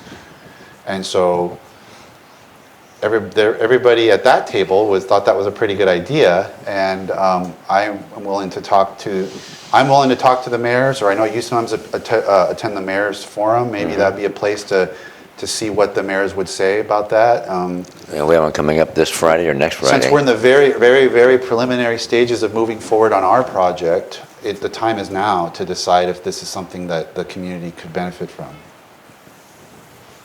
I'm always interested Yeah. in efficiencies for the All right, well, public. so. Absolutely, I'll bring it up to the mayors. I'm sit on a couple boards with Pete Komet. I'll hit him up and see what his interest level is, and if you maybe bring it up at your next mayor's meeting that you. This Friday. Perfect, and see if there's any interest in this.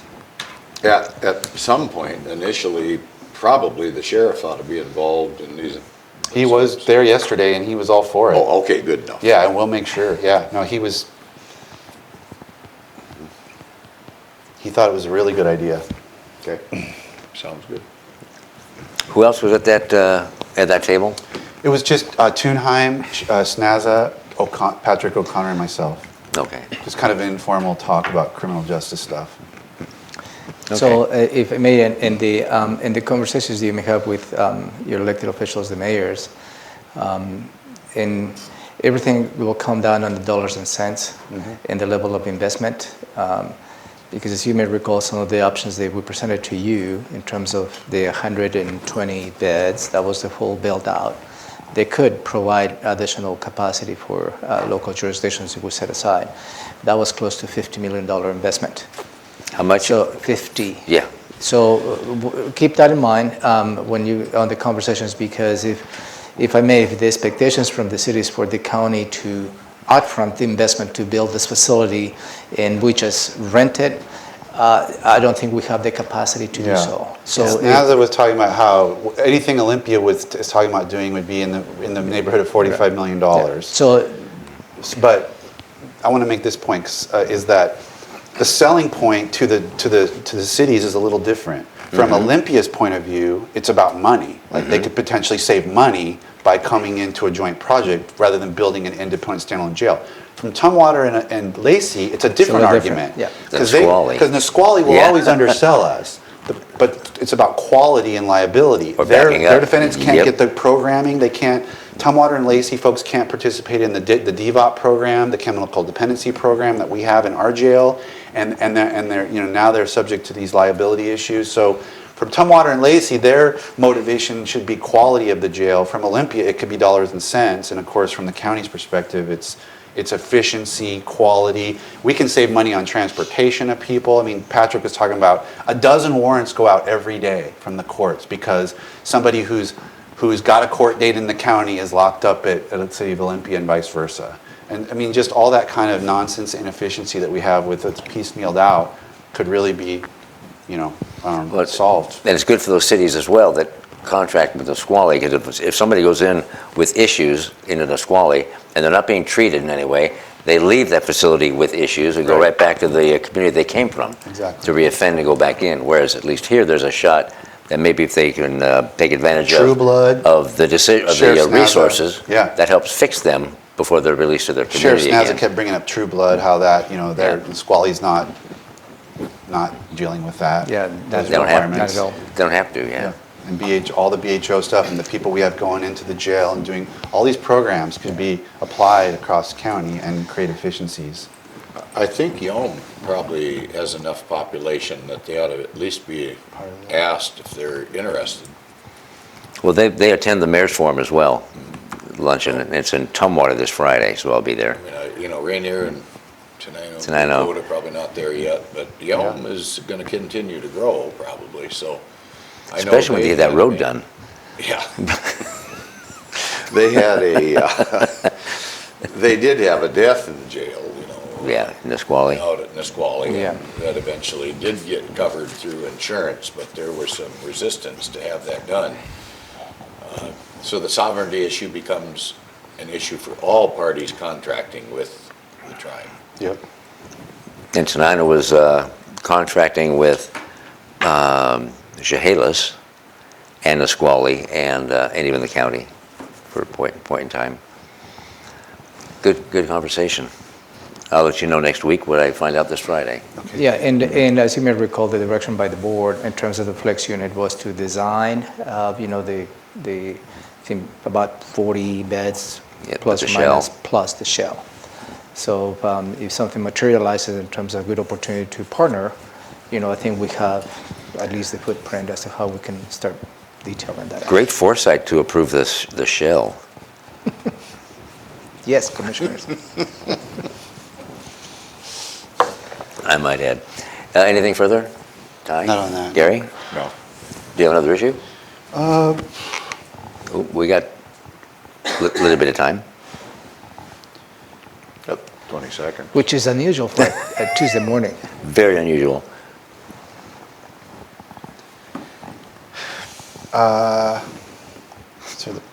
So one thing I wanted to ask about, since we've been talking a lot of budget here in the last week or so, is I heard from one department or office that it was unusual this year compared to previous years, which I didn't understand, of when health costs go up,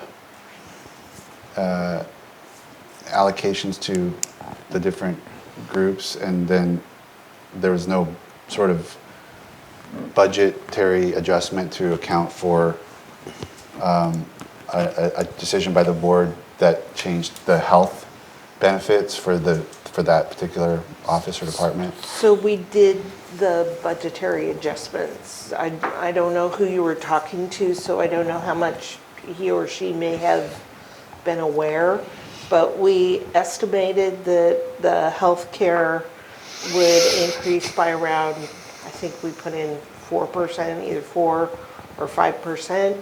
We built that into the maintenance level budget for offices and departments. For 2020. For 2020, and that's exactly how much healthcare changed. So we didn't have to adjust it a second time. But it is normal to put in that first adjustment in maintenance level and not adjust it again later. Okay. So I can talk to you about it later. put the amount of money in that we Yeah. anticipated. Now, the change that affects the employees, that's also a standard procedure. HR comes in every year, asks for the board to approve a set of standard healthcare options. Those may or may not impact employees as they did this year. The unusual thing this year was shifting from a per plan basis to that percentage basis, and that was only for a certain group of employees. That was unusual. For the non-represented. Right.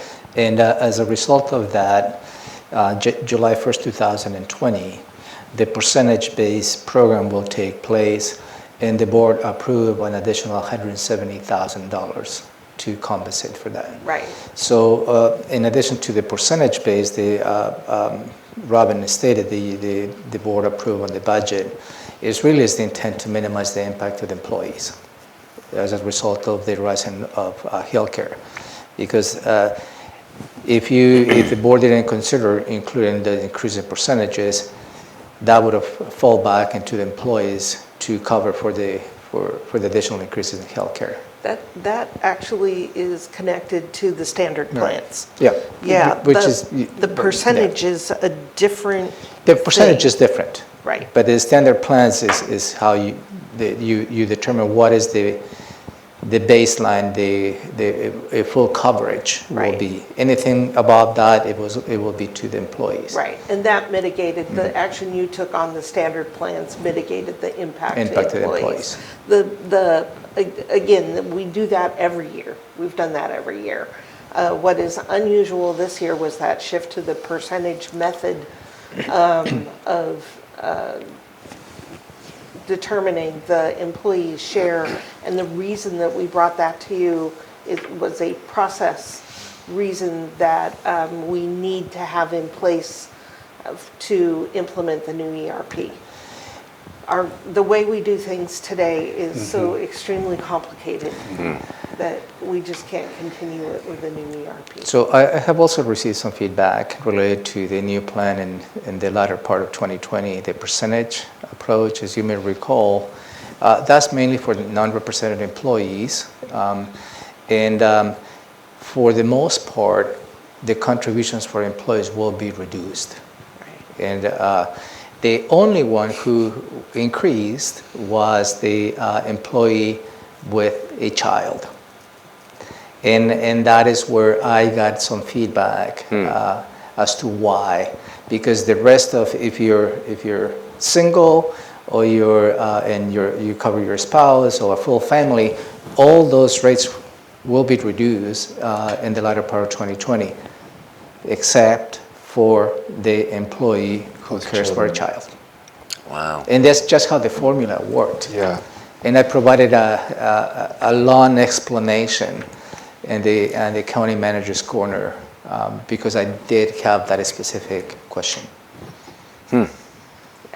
Be happy to follow Yeah. up with anyone about all the different I'll touch base pieces. with you just so I get a No, better. That's good.